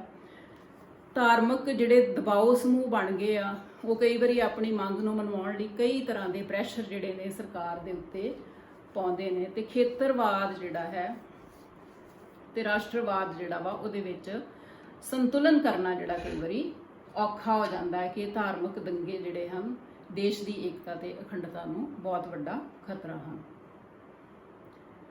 ਅੱਗੇ ਹੈ ਖੇਤਰਵਾਦ ਜਿਹੜਾ ਹੈ। ਖੇਤਰਵਾਦ ਦਾ ਲੋਕਤੰਤਰ ਤੇ ਕੀ ਪ੍ਰਭਾਵ ਹੈ? ਖੇਤਰਵਾਦ ਕੀ ਹੈ? ਆਪਣੀ ਸਟੇਟ ਜਿਹੜੀ ਹੈ ਉਹਨੂੰ ਮੈਂ ਜ਼ਿਆਦਾ ਪਿਆਰ ਕਰਾਂ ਤੇ ਦੇਸ਼ ਨੂੰ ਨਾ ਕਰਾਂ। ਮਤਲਬ ਦੇਸ਼ ਦੇ ਹਿੱਤਾਂ ਦੇ ਬਜਾਏ ਆਪਣੀ ਸਟੇਟ ਨੂੰ, ਆਪਣੇ ਰੀਜਨ ਨੂੰ ਜ਼ਿਆਦਾ ਤਰਜੀਹ ਦੇਣੀ, ਜ਼ਿਆਦਾ ਪਿਆਰ ਕਰਨਾ। ਇਹਦਾ ਕੀ ਅਸਰ ਹੁੰਦਾ ਹੈ ਤੇ ਰਾਜਨੀਤੀ ਕੀ ਹੁੰਦੀ ਹੈ? ਇੱਕ ਤੇ ਕੇਂਦਰ ਤੇ ਰਾਜਾਂ ਵਿੱਚ ਆਪਸੀ ਝਗੜੇ ਬਹੁਤ ਚੱਲਦੇ ਪਏ ਨੇ, ਜਿਨ੍ਹਾਂ ਦਾ ਸੋਲੂਸ਼ਨ ਕਈ ਵਾਰੀ ਬਹੁਤ ਸਾਰੇ ਸਟੇਟਸ ਬਣਦੀਆਂ ਜਾ ਰਹੀਆਂ ਨੇ ਨਵੀਆਂ। ਫਿਰ ਉਸ ਤੋਂ ਬਾਅਦ ਅੰਤਰਰਾਜੀ ਝਗੜੇ ਆ। ਸਾਡੀ ਸਾਹਮਣੇ ਹੀ ਮਿਸਾਲ ਹੈ ਪੰਜਾਬ ਦੀ ਤੇ ਹਰਿਆਣੇ ਦੀ। ਕਾਹਦਾ ਝਗੜਾ ਹੈ? ਪਾਣੀਆਂ ਦੀ ਵੰਡ ਦਾ ਝਗੜਾ ਹੈ। ਔਰ ਇੰਨੇ ਸਾਲ ਸਾਨੂੰ ਵੱਡੇ ਹੋਇਆਂ ਨੂੰ ਵੀ ਹੋ ਗਏ, ਸੁਣਦਿਆਂ ਹੋ ਗਏ ਕਿ ਉੱਤੇ ਰਾਜਨੀਤੀਕਰਨ ਹੋ ਹੀ ਜਾਂਦਾ, ਕੋਈ ਫੈਸਲਾ ਕੁਛ ਨਹੀਂ ਉਹਦੇ ਤੇ ਹੁੰਦਾ। ਸੋ ਇਹ ਵੀ ਇੱਕ ਖੇਤਰਵਾਦ ਦਾ ਸਿੱਟਾ ਹੈ। ਹੁਣ ਅੱਗੇ ਕੀ ਹੋਇਆ ਕਿ ਖੇਤਰੀ ਦਲ ਜਿਹੜੇ ਆ ਉਹ ਦਿਨੋਂ ਦਿਨ ਜਿਸ ਤਰ੍ਹਾਂ ਖੁੰਬਾਂ ਨਿਕਲਦੀਆਂ ਹਨ, ਉਂਝ ਵੱਧ ਰਿਹਾ। 2000 ਤੋਂ ਉੱਪਰ ਸਾਡੇ ਦੇਸ਼ ਵਿੱਚ ਖੇਤਰੀ ਦਲ ਹੈ ਜਿਹੜੇ ਗੈਰ ਮਾਨਤਾ ਪ੍ਰਾਪਤ ਹੈ, ਜਿਨ੍ਹਾਂ ਦਾ ਪੰਜੀਕਰਨ ਨਹੀਂ ਹੋਇਆ। ਇਹ ਇੱਕ ਬੜਾ ਵੱਡਾ ਝਟਕਾ ਹੈ ਸਾਡੇ ਦੇਸ਼ ਦੀ ਏਕਤਾ ਤੇ ਅਖੰਡਤਾ ਨੂੰ। ਦੈਨ ਧਰਤੀ ਦੇ ਬੇਟੇ ਦਾ ਸਿਧਾਂਤ, ਇਹ ਕੀ ਹੈ ਬੱਚਿਓ? ਇਹਦੇ 'ਚ ਕੀ ਹੁੰਦਾ ਹੈ ਕਿ ਸਪੋਜ਼ ਜਿਸ ਤਰ੍ਹਾਂ ਪੰਜਾਬ ਹੈ, ਇਹਦੇ 'ਚ ਕੋਈ ਵੈਕੈਂਸੀ ਨਿਕਲੀ, ਅਸੀਂ ਜੌਬ ਲਈ ਬੁਲਾਏ ਆ, ਸਾਰੇ ਦੇਸ਼ 'ਚੋਂ ਆਏ ਆ, ਤੇ ਜੇ ਪੰਜਾਬ ਦਾ ਕੈਂਡੀਡੇਟ ਹੈ ਤੇ ਉਹਦੇ ਨਾਲ ਇੱਕ ਹਰਿਆਣੇ ਦਾ, ਪਰ ਜੇ ਹਰਿਆਣੇ ਦੇ ਕੈਂਡੀਡੇਟ ਜ਼ਿਆਦਾ ਇੰਟੈਲੈਕਚੁਅਲ ਹੈ, ਜ਼ਿਆਦਾ ਸਮਾਰਟ ਆ ਉਸ ਜੌਬ ਲਈ, ਜ਼ਿਆਦਾ ਕਾਬਲ ਹੈ, ਪਰ ਆਪਾਂ ਪੰਜਾਬ ਦੇ ਬੱਚੇ ਨੂੰ ਪ੍ਰੈਫਰ ਕੀਤਾ। ਕਿਉਂ ਕੀਤਾ? ਇੱਥੇ ਆ ਗਿਆ ਧਰਤੀ ਦੇ ਬੇਟੇ ਦਾ ਸਿਧਾਂਤ ਆ ਗਿਆ ਕਿ ਅਸੀਂ ਕਿਉਂ ਕਰੀਏ ਦੂਜੇ ਸੂਬੇ ਦਾ, ਅਸੀਂ ਕਿਉਂ ਬੱਚਾ ਲਈਏ ਜੀ, ਅਸੀਂ ਆਪਣੇ ਹੀ ਸੂਬੇ ਦਾ ਬੱਚਾ ਲੈਣਾ। ਸੋ ਉੱਥੇ ਵੀ ਇੱਕ ਆਪਾਂ ਵਿਤਕਰਾ ਕਰ ਲਿਆ। ਬੇਸ਼ੱਕ ਸਾਨੂੰ ਆਪਾਂ ਕੋਈ ਗਲਤ ਜਿਹੜਾ ਵਾ ਉਹ ਕੈਂਡੀਡੇਟ ਚੁਣ ਕੇ ਆਪਣੀ ਨੁਕਸਾਨ ਹੀ ਕਰ ਲਈਏ, ਪਰ ਸਾਡੇ ਮਨ 'ਚ ਇਹ ਜਿਹੜਾ ਡਿਸਕ੍ਰਿਮੀਨੇਸ਼ਨ ਹੈ ਇਹ ਭਰਿਆ ਹੋਇਆ ਹੈ ਕਿ ਅਸੀਂ ਨਹੀਂ ਜੀ, ਅਸੀਂ ਆਪਣੀ ਕਮਿਊਨਿਟੀ ਜਾਂ ਆਪਣੇ ਖੇਤਰ ਦਾ ਜਿਹੜਾ ਹੈ ਉਹਦੀ ਸਿਲੈਕਸ਼ਨ ਹੀ ਕਰਨੀ ਹੈ। ਸੋ ਖੇਤਰਵਾਦ ਦਾ ਜਿਹੜਾ ਪ੍ਰਭਾਵ ਹੈ ਉਹ ਸਾਡੇ ਲੋਕਤੰਤਰ ਤੇ ਬਹੁਤ ਵੱਡਾ ਹੈ। ਸਭ ਤੋਂ ਪਹਿਲਾਂ ਹੈ ਕਿ ਇਹ ਸਾਡੇ ਦੇਸ਼ ਦੀ ਏਕਤਾ ਤੇ ਅਖੰਡਤਾ ਜਿਹੜੀ ਹੈ ਉਹਨੂੰ ਇਹ ਭੰਗ ਕਰਦਾ ਹੈ, ਉਹਦੇ ਲਈ ਬਹੁਤ ਵੱਡਾ ਖਤਰਾ ਹੈ। ਵੱਖ-ਵੱਖ ਜਿਹੜੇ ਰਾਜ ਹੈ ਉਹ ਵੱਖ-ਵੱਖ ਮੰਗਾਂ ਕਰਦੇ ਰਹਿੰਦੇ, ਔਰ ਕਈ ਰਾਜ ਇਹੋ ਜਿਹੇ ਵੀ ਹੈ ਕਿ ਜਿਹੜੇ ਦੇਸ਼ ਤੋਂ ਅਲੱਗ ਹੁੰਦੇ ਆ, ਜਿਸ ਤਰ੍ਹਾਂ ਕਿ ਝਾਰਖੰਡ ਹੈ, ਉੱਤਰਾਖੰਡ ਹੈ, ਇਹ ਕਹਿੰਦੇ ਸਾਨੂੰ ਵੱਖ ਹੀ ਕਰ ਦਿੱਤਾ ਜਾਵੇ। ਫਿਰ ਅੰਦੋਲਨ ਹੁੰਦੇ ਨੇ। ਹੁਣ ਦੇਖੋ, ਜਿਸ ਦੇਸ਼ ਦੇ ਵਿੱਚ ਲੋਕਤੰਤਰ ਹੈ ਪਰ ਉੱਥੇ 24 ਘੰਟੇ ਅੰਦੋਲਨ ਹੀ ਹੁੰਦੇ ਰਹਿਣ, ਕਦੀ ਧਰਮ ਦੇ ਨਾਂ ਤੇ, ਕਦੀ ਜਾਤ ਦੇ ਨਾਂ ਤੇ, ਕਦੀ ਖੇਤਰ ਦੇ ਨਾਂ ਤੇ, ਤਾਂ ਕਿ ਉਹ ਦੇਸ਼ ਤਰੱਕੀ ਕਰ ਸਕਦਾ ਹੈ? ਸਰਕਾਰ ਦਾ ਤੇ ਬਹੁਤ ਸਾਰਾ ਸਮਾਂ ਜਿਹੜਾ ਇਹਨਾਂ ਚੀਜ਼ਾਂ ਨੂੰ ਹੀ ਸੰਭਾਲਣ 'ਚ ਲੱਗ ਜਾਏਗਾ। ਸੋ ਆਪਾਂ ਕਿਉਂ ਕਰ ਰਹੇ ਹਾਂ, ਪੜ੍ਹਾ ਰਹੇ ਹਾਂ ਕਿ ਤੁਹਾਡੀ ਜਿਹੜੀ ਸੋਚ ਹੈ ਉਹ ਇੱਕ ਡਿਵੈਲਪ ਹੋ ਸਕੇ ਕਿ ਅਸੀਂ ਇੰਡੀਆ ਦੇ ਵਾਸੀ ਹਾਂ ਤੇ ਸਾਡੀਆਂ ਡਿਊਟੀਜ਼ ਕੀ ਆ, ਸਾਡੇ ਕਰਤੱਵ ਕੀ ਆ ਨੇਸ਼ਨ ਦੇ ਪ੍ਰਤੀ, ਤੇ ਕੱਲ ਨੂੰ ਜੇ ਅਸੀਂ ਕੋਈ ਰਿਸਪੌਂਸਿਬਲ ਸਿਟੀਜ਼ਨ ਬਣਦੇ ਆ ਤੇ ਉਸ ਟਾਈਮ ਤੇ ਅਸੀਂ ਆਪਣੀ ਡਿਊਟੀ ਕੀ ਕਰਨੀ ਹੈ। ਇਸ ਤੋਂ ਇਲਾਵਾ ਇਹਦਾ ਬੁਰਾ ਪ੍ਰਭਾਵ ਵੇਖੋ ਕਿ ਖੇਤਰੀ ਦਲ ਜਿਹੜੇ ਸੀ 2019 ਵਿੱਚ 59 ਜਿਹੜੇ ਸੀ ਉਹ ਰੈਕੋਗਨਾਈਜ਼ਡ ਹੈ, ਜਿਨ੍ਹਾਂ ਦਾ ਪੰਜੀਕਰਨ ਹੈ, ਜਿਨ੍ਹਾਂ ਨੂੰ ਚੋਣ ਆਯੋਗ ਨੇ ਚੋਣ ਨਿਸ਼ਾਨ ਦਿੱਤਾ ਹੈ, ਤੇ 2000 ਤੋਂ ਉੱਪਰ ਜਿਹੜੇ ਉਹ ਗੈਰ ਮਾਨਤਾ ਪ੍ਰਾਪਤ ਆਪਣੇ ਆਪ ਰਾਸ਼ਟਰੀ ਦਲ ਜਿਹੜੇ ਉਹ ਵੱਧ ਰਹੇ ਹੈ, ਔਰ ਜਿਹੜੇ ਖੇਤਰੀ ਦਲ ਵੱਧ ਰਹੇ ਹੈ। ਤੇ ਖੇਤਰੀ ਦਲਾਂ ਦਾ ਵਧਣ ਦਾ ਸਾਡੇ ਦੇਸ਼ ਦੀ ਏਕਤਾ ਤੇ ਅਖੰਡਤਾ ਨੂੰ ਬਹੁਤ ਵੱਡਾ ਖਤਰਾ ਹੈ, ਲੋਕਤੰਤਰ ਨੂੰ ਖਤਰਾ ਹੈ। ਸੋ ਇਹਦੇ ਨਾਲ ਖੇਤਰੀ ਭਾਵਨਾ ਜਿਹੜੀ ਆ ਉਹਨੂੰ ਜ਼ਿਆਦਾ ਉਕਸਾਇਆ ਜਾਂਦਾ ਹੈ ਤੇ ਦੰਗੇ ਹੁੰਦੇ ਹਨ, ਵਾਇਲੈਂਸ ਹੁੰਦੀ ਹੈ। ਸੋ ਇਹਦਾ ਬੁਰਾ ਪ੍ਰਭਾਵ ਹੈ। ਕੁਐਸਚਨ ਇਹਦੇ ਤੇ ਆਉਂਦਾ ਹੈ ਕਿ ਖੇਤਰਵਾਦ ਦਾ ਲੋਕਤੰਤਰ ਤੇ ਕੀ ਪ੍ਰਭਾਵ ਹੈ? 4 ਨੰਬਰ ਦਾ ਆ ਜਾਏਗਾ। ਜੇ 6 ਦਾ ਆਏਗਾ ਤੇ ਲੋਕਤੰਤਰ ਤੋਂ ਕੀ ਭਾਵ ਹੈ ਤੇ ਖੇਤਰਵਾਦ ਲੋਕਤੰਤਰ ਨੂੰ ਕਿਵੇਂ ਪ੍ਰਭਾਵਿਤ ਕਰਦਾ ਹੈ। ਨੈਕਸਟ ਬੱਚਿਓ ਆ ਗਿਆ ਰਾਜਨੀਤਿਕ ਹਿੰਸਾ ਦਾ ਸਾਡੇ ਲੋਕਤੰਤਰ ਤੇ ਕੀ ਪ੍ਰਭਾਵ ਹੈ। ਸਾਡੇ ਦੇਸ਼ ਵਿੱਚ ਸਾੜ ਫੂਕ ਹੋਣੀ, ਸਟ੍ਰਾਈਕਸ ਹੋਣੀਆਂ, ਛੋਟੇ ਛੋਟੇ ਇਸ਼ੂ ਨੂੰ ਲੈ ਕੇ ਐਡੀ ਜ਼ਿਆਦਾ ਉਹਦੇ ਤੇ ਰਾਜਨੀਤੀਕਰਨ ਹੋ ਜਾਂਦਾ ਹੈ ਕਿ ਬਾਅਦ ਦੇ ਵਿੱਚ ਉਹ ਜਿਹੜੀ ਮੁਸ਼ਕਲ ਹੈ ਉਹ ਐਂਡਲੈਸ ਬਣ ਜਾਂਦੀ ਹੈ, ਉਹਦਾ ਸੋਲੂਸ਼ਨ ਹੀ ਨਹੀਂ ਲੱਭਦਾ। ਸੋ ਇਹ ਵੀ ਇੱਕ ਰਾਜਨੀਤੀ ਸਾਡੇ ਲੋਕਤੰਤਰ ਤੇ ਬਹੁਤ ਬੁਰਾ ਪ੍ਰਭਾਵ ਹੈ। ਸਟੂਡੈਂਟਸ ਵੇਖੋ, ਹਿੰਸਾ ਤੇ ਲੋਕਤੰਤਰ ਜਿਹੜਾ ਹੈ ਉਹ ਅੱਗ ਤੇ ਪਾਣੀ ਦੀ ਤਰ੍ਹਾਂ। ਹਿੰਸਾ ਦੇ ਨਾਲ ਕੀ ਹੁੰਦਾ ਹੈ ਕਿ ਚੋਣ ਬੂਥਾਂ ਦੇ ਉੱਤੇ ਕਬਜ਼ਾ ਹੁੰਦਾ ਹੈ, ਹਿੰਸਾ, ਦੰਗੇ ਕਰਨੇ। ਤੁਸੀਂ ਜਦੋਂ ਵੀ ਸਾਡੇ ਇਲੈਕਸ਼ਨਸ ਹੁੰਦੀਆਂ, ਹੁਣ ਅੱਗੋਂ ਤੁਸੀਂ ਹੋਰ ਵੱਡੇ ਹੋ ਜਾਣਾ, ਜਦੋਂ ਤੁਸੀਂ ਦੇਖੋਗੇ ਇਸ ਵਾਰੀ ਇਲੈਕਸ਼ਨਸ ਹੋਣਗੀਆਂ ਤੇ ਕਿੰਨਿਆਂ ਥਾਵਾਂ ਤੇ ਬੂਥ ਕੈਪਚਰਿੰਗ ਹੋਈ ਹੈ, ਕਿੰਨਾ ਕੁਛ ਹੁੰਦਾ, ਕਿੰਨੀ ਫੌਜ ਲੱਗਦੀ ਹੈ, ਪੁਲਿਸ ਲੱਗਦੀ, EMPLOYEES ਲੱਗਦੇ, ਔਰ ਕਈ ਥਾਵਾਂ ਦੇ ਈਵਨ ਮਰਡਰ ਵੀ ਹੋ ਜਾਂਦੇ ਨੇ, ਜਿਹੜੇ ਕਿ ਬਹੁਤ ਰਾਜਨੀਤੀ ਦੀ ਇੱਕ ਘਿਨਾਉਣੀ ਜਿਹੜੀ ਆ ਉਹ ਹਰਕਤ ਸਾਹਮਣੇ ਆਉਂਦੀ ਹੈ। ਫਿਰ ਜ਼ਬਰਦਸਤੀ ਵੋਟਾਂ ਪਾਉਣੀਆਂ, ਆਪਣੇ ਫੇਵਰ 'ਚ ਕਰਨਾ, ਦੈਨ ਅਪਰਾਧਿਕ ਪਿਛੋਕੜ ਵਾਲੇ ਵਿਅਕਤੀ ਜਿਹੜੇ ਨੇ ਉਹ ਸਾਡੇ ਸੰਵਿਧਾਨ 'ਚ ਸਾਡੇ ਸੰਸਦ ਮੈਂਬਰ ਬਣਦੇ ਪਏ ਨੇ, ਸਾਡੇ ਵਿਧਾਇਕ ਬਣਦੇ ਨੇ। 11ਵੀਂ ਲੋਕ ਸਭਾ ਵਿੱਚ 40 ਜਿਹੜੇ ਲੋਕ ਸੀ ਉਹ ਅਪਰਾਧਿਕ ਬਿਰਤੀ ਵਾਲੇ ਸੀਗੇ, ਤੇ ਜਿਹੜੀ 17 ਹੈ ਉਹਦੇ ਵਿੱਚ 43% ਲੋਕ ਜਿਹੜੇ ਆ ਉਹਨਾਂ ਦੇ ਉੱਤੇ ਇਹੋ ਜਿਹੇ ਕ੍ਰਿਮੀਨਲ ਚਾਰजेस ਹੈਗੇ। ਮੀਨਸ 233 ਲੋਕ ਅਸੀਂ ਸੰਸਦ ਮੈਂਬਰ ਇਹੋ ਜਿਹੇ ਆ ਜਿਹੜੇ ਕਿ ਅਪਰਾਧਿਕ ਬਿਰਤੀ ਵਾਲੇ ਆ। ਮਤਲਬ ਅਸੀਂ ਕੀ ਕੀਤਾ? ਇਟ ਮੀਨਸ ਕਿ ਅਸੀਂ ਲੋਕਤੰਤਰ ਦੇ ਵਿੱਚ ਕੀ ਯੋਗਦਾਨ ਪਾਇਆ ਕਿ ਅਸੀਂ ਉਹ ਲੋਕ ਚੁਣੇ ਜਿਹੜੇ ਪਹਿਲਾਂ ਰੂਲ ਬ੍ਰੇਕਰ ਸੀ ਤੇ ਹੁਣ ਉਹ ਰੂਲ ਮੇਕਰ। ਕੌਣ ਜ਼ਿੰਮੇਵਾਰ ਆ? ਅਸੀਂ ਲੋਕ। ਆਪਾਂ ਹੀ ਉਹਨਾਂ ਨੂੰ ਚੁਣਦੇ ਆ ਨਾ, ਨੇਤਾ ਨੂੰ। ਸਾਨੂੰ ਹੱਕ ਦਿੱਤਾ ਜਾਂਦਾ, ਪਰ ਅਸੀਂ ਚੁਣ ਕੇ ਤੇ ਆਪਣੇ ਜਿਹੜਾ ਲੋਕਤੰਤਰ ਇਹਨੂੰ ਖਰਾਬ ਕਰਦੇ ਹਾਂ। ਹੁਣ ਇਹ ਲੈਸਨ ਆਪਾਂ ਕਿਉਂ ਦੇ ਰਹੇ ਹਾਂ ਤੁਹਾਨੂੰ ਲੋਕਤੰਤਰ ਦਾ, ਕਿ ਜਿਹੜੇ ਸਾਡੀ ਆਉਣ ਵਾਲੀ ਜਵਾਨ ਪੀੜ੍ਹੀ ਹੈ ਇਹ ਸਮਝਦਾਰ ਹੋਵੇ, ਸਮਾਰਟ ਹੋਵੇ, ਤਾਂ ਕਿ ਸਾਡੇ ਦੇਸ਼ ਦੇ ਵਿੱਚ ਤਰੱਕੀ ਦੇ ਦਰਵਾਜ਼ੇ ਜਿਹੜੇ ਨੇ ਉਹ ਜ਼ਿਆਦਾ ਖੁੱਲ੍ਹਣ। ਸੋ ਜਿਹੜਾ ਵੀ ਅਪਰਾਧ ਹੁੰਦਾ ਹੈ ਬੱਚਿਓ, ਉਹਦੇ ਪਿੱਛੇ ਵੱਡੇ ਵੱਡੇ ਮੰਤਰੀਆਂ ਦਾ ਹੱਥ ਹੁੰਦਾ ਹੈ, ਕਿਉਂਕਿ ਇੱਕ ਗਰੀਬ ਵਿਅਕਤੀ ਵਿਚਾਰੇ ਨੇ ਕੀ ਕਰ ਲੈਣਾ, ਵੱਧ ਤੋਂ ਵੱਧ ਛੋਟੀ ਮੋਟੀ ਚੋਰੀ ਕਰ ਲੂਗਾ ਜਾਂ ਕੁਝ ਕਰ ਲੂਗਾ। ਪਰ ਜਿਹੜੇ ਵੱਡੇ ਵੱਡੇ ਸਕੈਂਡਲ ਹੁੰਦੇ ਆ ਉਹ ਕਿਸੇ ਵੱਡੇ ਮੰਤਰੀ ਦੀ ਸ਼ਹਿ ਤੋਂ ਬਿਨਾਂ ਨਹੀਂ ਹੁੰਦੇ। ਦੈਨ ਤੁਸੀਂ ਇਹ JNU ਜਵਾਹਰ ਲਾਲ ਨਹਿਰੂ ਯੂਨੀਵਰਸਿਟੀ ਦਾ ਇੱਕ ਉਹ ਫੀਸਾਂ ਦਾ ਤੇ ਕੁਝ ਇਹੋ ਜਿਹੇ ਝਗੜੇ ਸੀਗੇ ਐਡਮਿਸ਼ਨ ਦੇ ਸੀਗੇ, ਜਿਹੜਾ ਕਿ ਉਹਦਾ ਇੰਨਾ ਰਾਜਨੀਤੀਕਰਨ ਹੋਇਆ ਕਿ ਉਹ ਹਾਲੇ ਤੱਕ ਉਹ ਚੀਜ਼ ਜਿਹੜੀ ਆ ਖਤਮ ਨਹੀਂ ਹੋਈ। ਇਹ ਸਾਰਾ ਕੁਝ ਹੈ ਕਿ ਹਿੰਸਾ ਦੇ ਨਾਂ ਦੇ ਉੱਤੇ ਰਾਜਨੀਤੀਕਰਨ ਕਰਨਾ ਪੈਂਦਾ ਹੈ। ਸੋ ਇਹ ਸਾਰੇ ਇਹਦਾ ਇੰਪੈਕਟ ਹੈਗਾ ਵਾ ਸਾਡੇ ਲੋਕਤੰਤਰ ਦੇ ਉੱਤੇ, ਤੇ ਇਹਦੇ ਤੇ ਵੀ ਕੁਐਸਚਨ ਤੁਹਾਨੂੰ 4 ਜਾਂ 6 ਨੰਬਰ ਦਾ ਬੱਚਿਓ ਆ ਸਕਦਾ ਹੈ। ਦੈਨ ਹੈ ਭ੍ਰਿਸ਼ਟਾਚਾਰ, ਜਿਹੜਾ ਸਾਡੇ ਲੋਕਤੰਤਰ ਦੀਆਂ ਜੜ੍ਹਾਂ 'ਚ ਬੈਠਾ ਹੈ। ਅਸੀਂ ਦੇਖੋ ਭਾਰਤ ਦੇ ਵਾਸੀ ਆ, ਮੈਂ ਖੁਦ ਇਸ ਸੁਸਾਇਟੀ ਦੀ ਮੈਂਬਰ ਆ, ਮੈਨੂੰ ਪਤਾ ਆ ਕਿ ਇੱਥੇ ਪੈਸਾ ਮਹਾਨ, ਹਰ ਕੰਮ ਲਈ ਸਾਨੂੰ ਬੱਚਿਓ ਪੈਸੇ ਦੇਣੇ ਪੈਂਦੇ। ਮਤਲਬ ਬਹੁਤ ਘੱਟ ਇਮਾਨਦਾਰੀ ਦੇਖਣ ਨੂੰ ਨਜ਼ਰ ਆਉਂਦੀ ਹੈ। ਲੀਡਰ ਜਦੋਂ ਵੋਟਾਂ ਆਉਂਦੀਆਂ ਹਨ ਤੇ ਵੋਟਾਂ ਉਹ ਹੀ ਖਰੀਦ ਸਕਦਾ ਹੈ। ਵੱਡੇ ਨੋਟਾਂ ਵਾਲੇ ਹੀ ਅੱਗੋਂ ਸਾਡੇ ਲੀਡਰ ਬਣਦੇ ਹਨ, ਕਿਉਂਕਿ ਵੋਟਾਂ ਖਰੀਦੀਆਂ ਜਾਂਦੀਆਂ। ਜਿੱਥੇ ਗਰੀਬੀ ਹੋਏਗੀ, ਅਨਪੜ੍ਹਤਾ ਹੋਏਗੀ, ਬੇਰੁਜ਼ਗਾਰੀ ਹੋਏਗੀ, ਤੇ ਉੱਥੇ ਨੋਟਾਂ ਦੀ ਰਾਜਨੀਤੀ ਤੇ ਹੋਣੀ ਹੋਣੀ। ਸੋ ਇਹ ਵੀ ਉਹਨਾਂ ਨੂੰ ਫਾਇਦਾ। ਜਿੱਤਣ ਪਿੱਛੋਂ ਫਿਰ ਕਈ ਗੁਣਾ ਜ਼ਿਆਦਾ ਧਨ ਕਮਾਉਂਦੇ ਨੇ, ਹਰ ਰੋਜ਼ ਨਵੇਂ ਘਟਾਲੇ। ਸਾਡੇ ਵੇਖੋ ਕਰੋੜਾਂ ਰੁਪਏ ਦੇ ਸਕੈਂਡਲਸ ਹੋਏ ਨੇ। ਇਹ ਕਰੋੜਾਂ ਰੁਪਏ ਸਾਡੀ ਦੇਸ਼ ਦੀ ਇਕਨੋਮਿਕ ਸੈਟਅਪ ਲਈ ਲੱਗਣੇ ਸੀਗੇ, ਸਾਡੇ ਦੇਸ਼ ਦੇ ਬਚਾਅ ਲਈ, ਇੰਪਲੋਇਮੈਂਟ ਦੇਣੀ ਸੀ, ਗਰੀਬੀ ਹਟਾਉਣੀ ਸੀ, ਐਜੂਕੇਸ਼ਨ ਦੇ ਪ੍ਰਬੰਧ ਕਰਨੇ ਸੀ। ਪਰ ਉਹ ਕੀ ਆ ਸਕੈਂਡਲਸ ਦੇ। ਬੋਫਰ ਸਕੈਂਡਲ ਹੋਇਆ ਸੀਗਾ 60 ਕਰੋੜ ਦਾ, ਜਿਹੜਾ ਕਿ ਗਨਸ ਦਾ ਸਕੈਂਡਲ ਸੀ ਰਾਜੀਵ ਗਾਂਧੀ ਦੇ ਟਾਈਮ ਤੇ। ਦੈਨ 2013 ਦੇ ਵਿੱਚ 3600 ਕਰੋੜ ਦਾ ਅਗਸਤਾ ਲੈਂਡ ਜਿਹੜਾ ਹੈਲੀਕਾਪਟਰ ਦਾ ਬ੍ਰਾਈਬਰੀ ਕੇਸ ਹੈ, ਉਹਦੇ 'ਚ 3600 ਕਰੋੜ ਦਾ ਬ੍ਰਾਈਬਰੀ ਕੇਸ ਜਿਹੜਾ ਸੀ ਉਹ ਸਾਹਮਣੇ। ਐਡਾ ਵੱਡਾ ਸਕੈਂਡਲ, ਜਿਹੜਾ ਸਾਡੇ ਦੇਸ਼ ਦਾ ਪੈਸਾ ਹੈ ਉਹ ਕਿੱਧਰ ਨੂੰ ਜਾ ਰਿਹਾ ਹੈ। ਦੈਨ ਸਰਕਾਰੀ ਦਰਬਾਰੀ ਰਿਸ਼ਵਤ ਤੋਂ ਬਿਨਾਂ ਨਹੀਂ ਕੋਈ ਕੰਮ ਹੁੰਦਾ। ਫਿਰ 9000 ਕਰੋੜ ਦਾ ਵਿਜੇ ਮਾਲੀਆ, ਤੁਸੀਂ ਸੁਣਿਆ ਹੋਣਾ।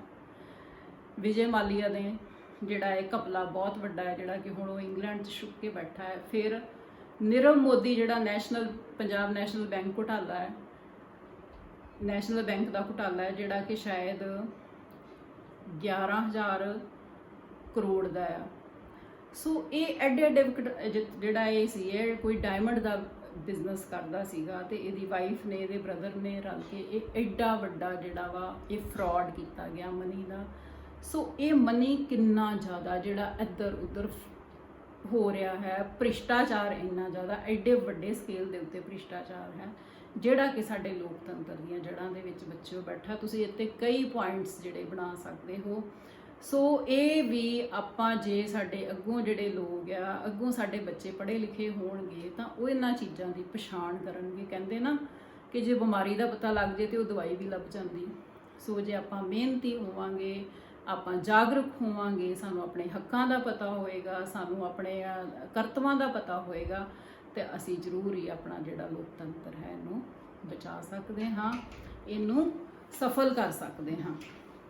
ਸੋ ਇਹ ਬੱਚਿਓ, ਇਹ ਜਿਹੜੇ ਨੇ ਇਹ ਕੀ ਆ, ਇਹ ਇੱਕ ਸੋਸ਼ੋ ਇਕਨੋਮਿਕ ਫੈਕਟਰ ਹੈ। ਤੁਹਾਨੂੰ ਇਹਨਾਂ ਦੇ ਉੱਤੇ ਕੁਐਸਚਨ ਵੀ ਆ ਸਕਦਾ ਹੈ ਕਿ ਭਾਰਤੀ ਲੋਕਤੰਤਰ ਨੂੰ ਪ੍ਰਭਾਵਿਤ ਕਰਨ ਵਾਲੇ ਆਰਥਿਕ ਤੇ ਸਮਾਜਿਕ ਤੱਤਾਂ ਦਾ ਵਰਣਨ ਕਰੋ। ਤਾਂ ਇਹਦੇ ਵਿੱਚ ਤੁਸੀਂ ਇਹ ਸਾਰੇ ਹੀ ਲੈ ਸਕਦੇ ਹੋ। ਇਹ ਸਾਰੇ ਆਰਥਿਕ ਤੇ ਸਮਾਜਿਕ ਤੱਤ ਹੀ ਆ। ਗਰੀਬੀ ਆ, ਅਨਪੜ੍ਹਤਾ ਆ, ਬੇਰੁਜ਼ਗਾਰੀ ਆ, ਜਾਤੀਵਾਦ ਆ, ਸੰਪਰਦਾਇਕਤਾ ਹੈ, ਭ੍ਰਿਸ਼ਟਾਚਾਰ ਹੈ, ਪੋਲੀਟੀਕਲ ਵਾਇਲੈਂਸ ਹੈ। ਸੋ ਇਹ ਕਿੰਨਾ ਬੁਰਾ ਪ੍ਰਭਾਵ ਪਾਉਂਦੇ ਤੇ ਵੱਡਾ ਕੁਐਸਚਨ ਆ ਸਕਦਾ 6 ਮਾਰਕਸ ਦਾ। ਸੋ ਇਸ ਤਰ੍ਹਾਂ ਇਹ ਸਾਰੇ ਜਿਹੜੇ ਨੇ ਇਹ ਸਾਡੇ ਇਸ ਟਾਈਮ ਦੇ ਬੱਚਿਓ ਚੈਲੰਜਸ ਹੈਗੇ ਨੇ ਰਾਜਨੀਤੀ ਦੇ, ਤੇ ਅਸੀਂ ਇਹਨਾਂ ਨੂੰ ਸੂਝ-ਬੂਝ ਦੇ ਨਾਲ ਆਪਣੇ ਲੋਕਤੰਤਰ ਜਿਹੜਾ ਹੈ ਇਹਨੂੰ ਅੱਛਾ ਬਣਾਉਣਾ ਹੈ। ਹੁਣ ਕੁਐਸਚਨ ਬੱਚਿਓ ਇਹ ਆਉਂਦਾ ਆ ਕਿ ਜੇ ਇੰਨੇ ਹੀ ਇਹ ਜਿਹੜੇ ਚੈਲੰਜਸ ਨੇ ਇਹ ਹੈਗੇ ਆ, ਤੇ ਕੀ ਸਾਨੂੰ ਫਿਰ ਜਿਹੜਾ ਲੋਕਤੰਤਰ ਹੈ ਉਹਦਾ ਭਵਿੱਖ ਕੀ ਹੋਏਗਾ? ਕੀ ਸਾਨੂੰ ਡਿਕਟੇਟਰਸ਼ਿਪ ਵੱਲ ਚਲੇ ਜਾਣਾ ਚਾਹੀਦਾ? ਤੁਹਾਡਾ ਆਨਸਰ ਕੀ ਹੋਏਗਾ? ਲੋਕਤੰਤਰ ਦਾ ਭਵਿੱਖ ਕੀ ਹੈ? ਆਪਾਂ ਕਹਾਂਗੇ ਨਹੀਂ, ਲੋਕਤੰਤਰ ਦਾ ਭਵਿੱਖ ਜਿਹੜਾ ਉਜਵਲ ਹੈ, ਕਿਉਂਕਿ ਲੋਕਤੰਤਰ ਤੇ ਸਾਡੇ ਹੱਥ 'ਚ ਹੈ। ਜਿਹੋ ਜਿਹੇ ਲੋਕ ਅਸੀਂ ਚੁਣਾਂਗੇ ਉਹੀ ਸਾਡੇ ਸ਼ਾਸਕ ਬਣਨਗੇ, ਤੇ ਜੇ ਅਸੀਂ ਗਲਤ ਚੋਣ ਕਰਾਂਗੇ ਤੇ ਸਾਡੀ ਜਿਹੜੀ ਹੈ ਉਹ ਲੋਕਤੰਤਰ ਨੂੰ ਖਤਰਾ ਹੈ। ਕਿਉਂਕਿ ਭੋਲੇ ਲੋਕਾਂ ਨੂੰ ਨਜਾਇਜ਼ ਗੁੰਮਰਾਹ ਕਰਕੇ ਸਾਡੇ ਚਲਾਕ ਰਾਜਨੀਤੀਵਾਨ ਜਿਹੜੇ ਨੇ ਉਹ ਇਸ ਤਰ੍ਹਾਂ ਦਾ ਸਿਸਟਮ ਪੈਦਾ ਕਰਦੇ। ਪਰ ਅੱਜ ਸਾਨੂੰ ਲੋੜ ਹੈ ਸੂਝ-ਬੂਝ ਦੀ, ਤਾਂ ਕਿ ਅਸੀਂ ਜਿਹੜਾ ਲੋਕਤੰਤਰ ਹੈ ਇਹਦੇ 'ਤੇ ਪੂਰਾ ਭਰੋਸਾ ਕਰ ਸਕੀਏ, ਇਹਨੂੰ ਬਚਾ ਸਕੀਏ।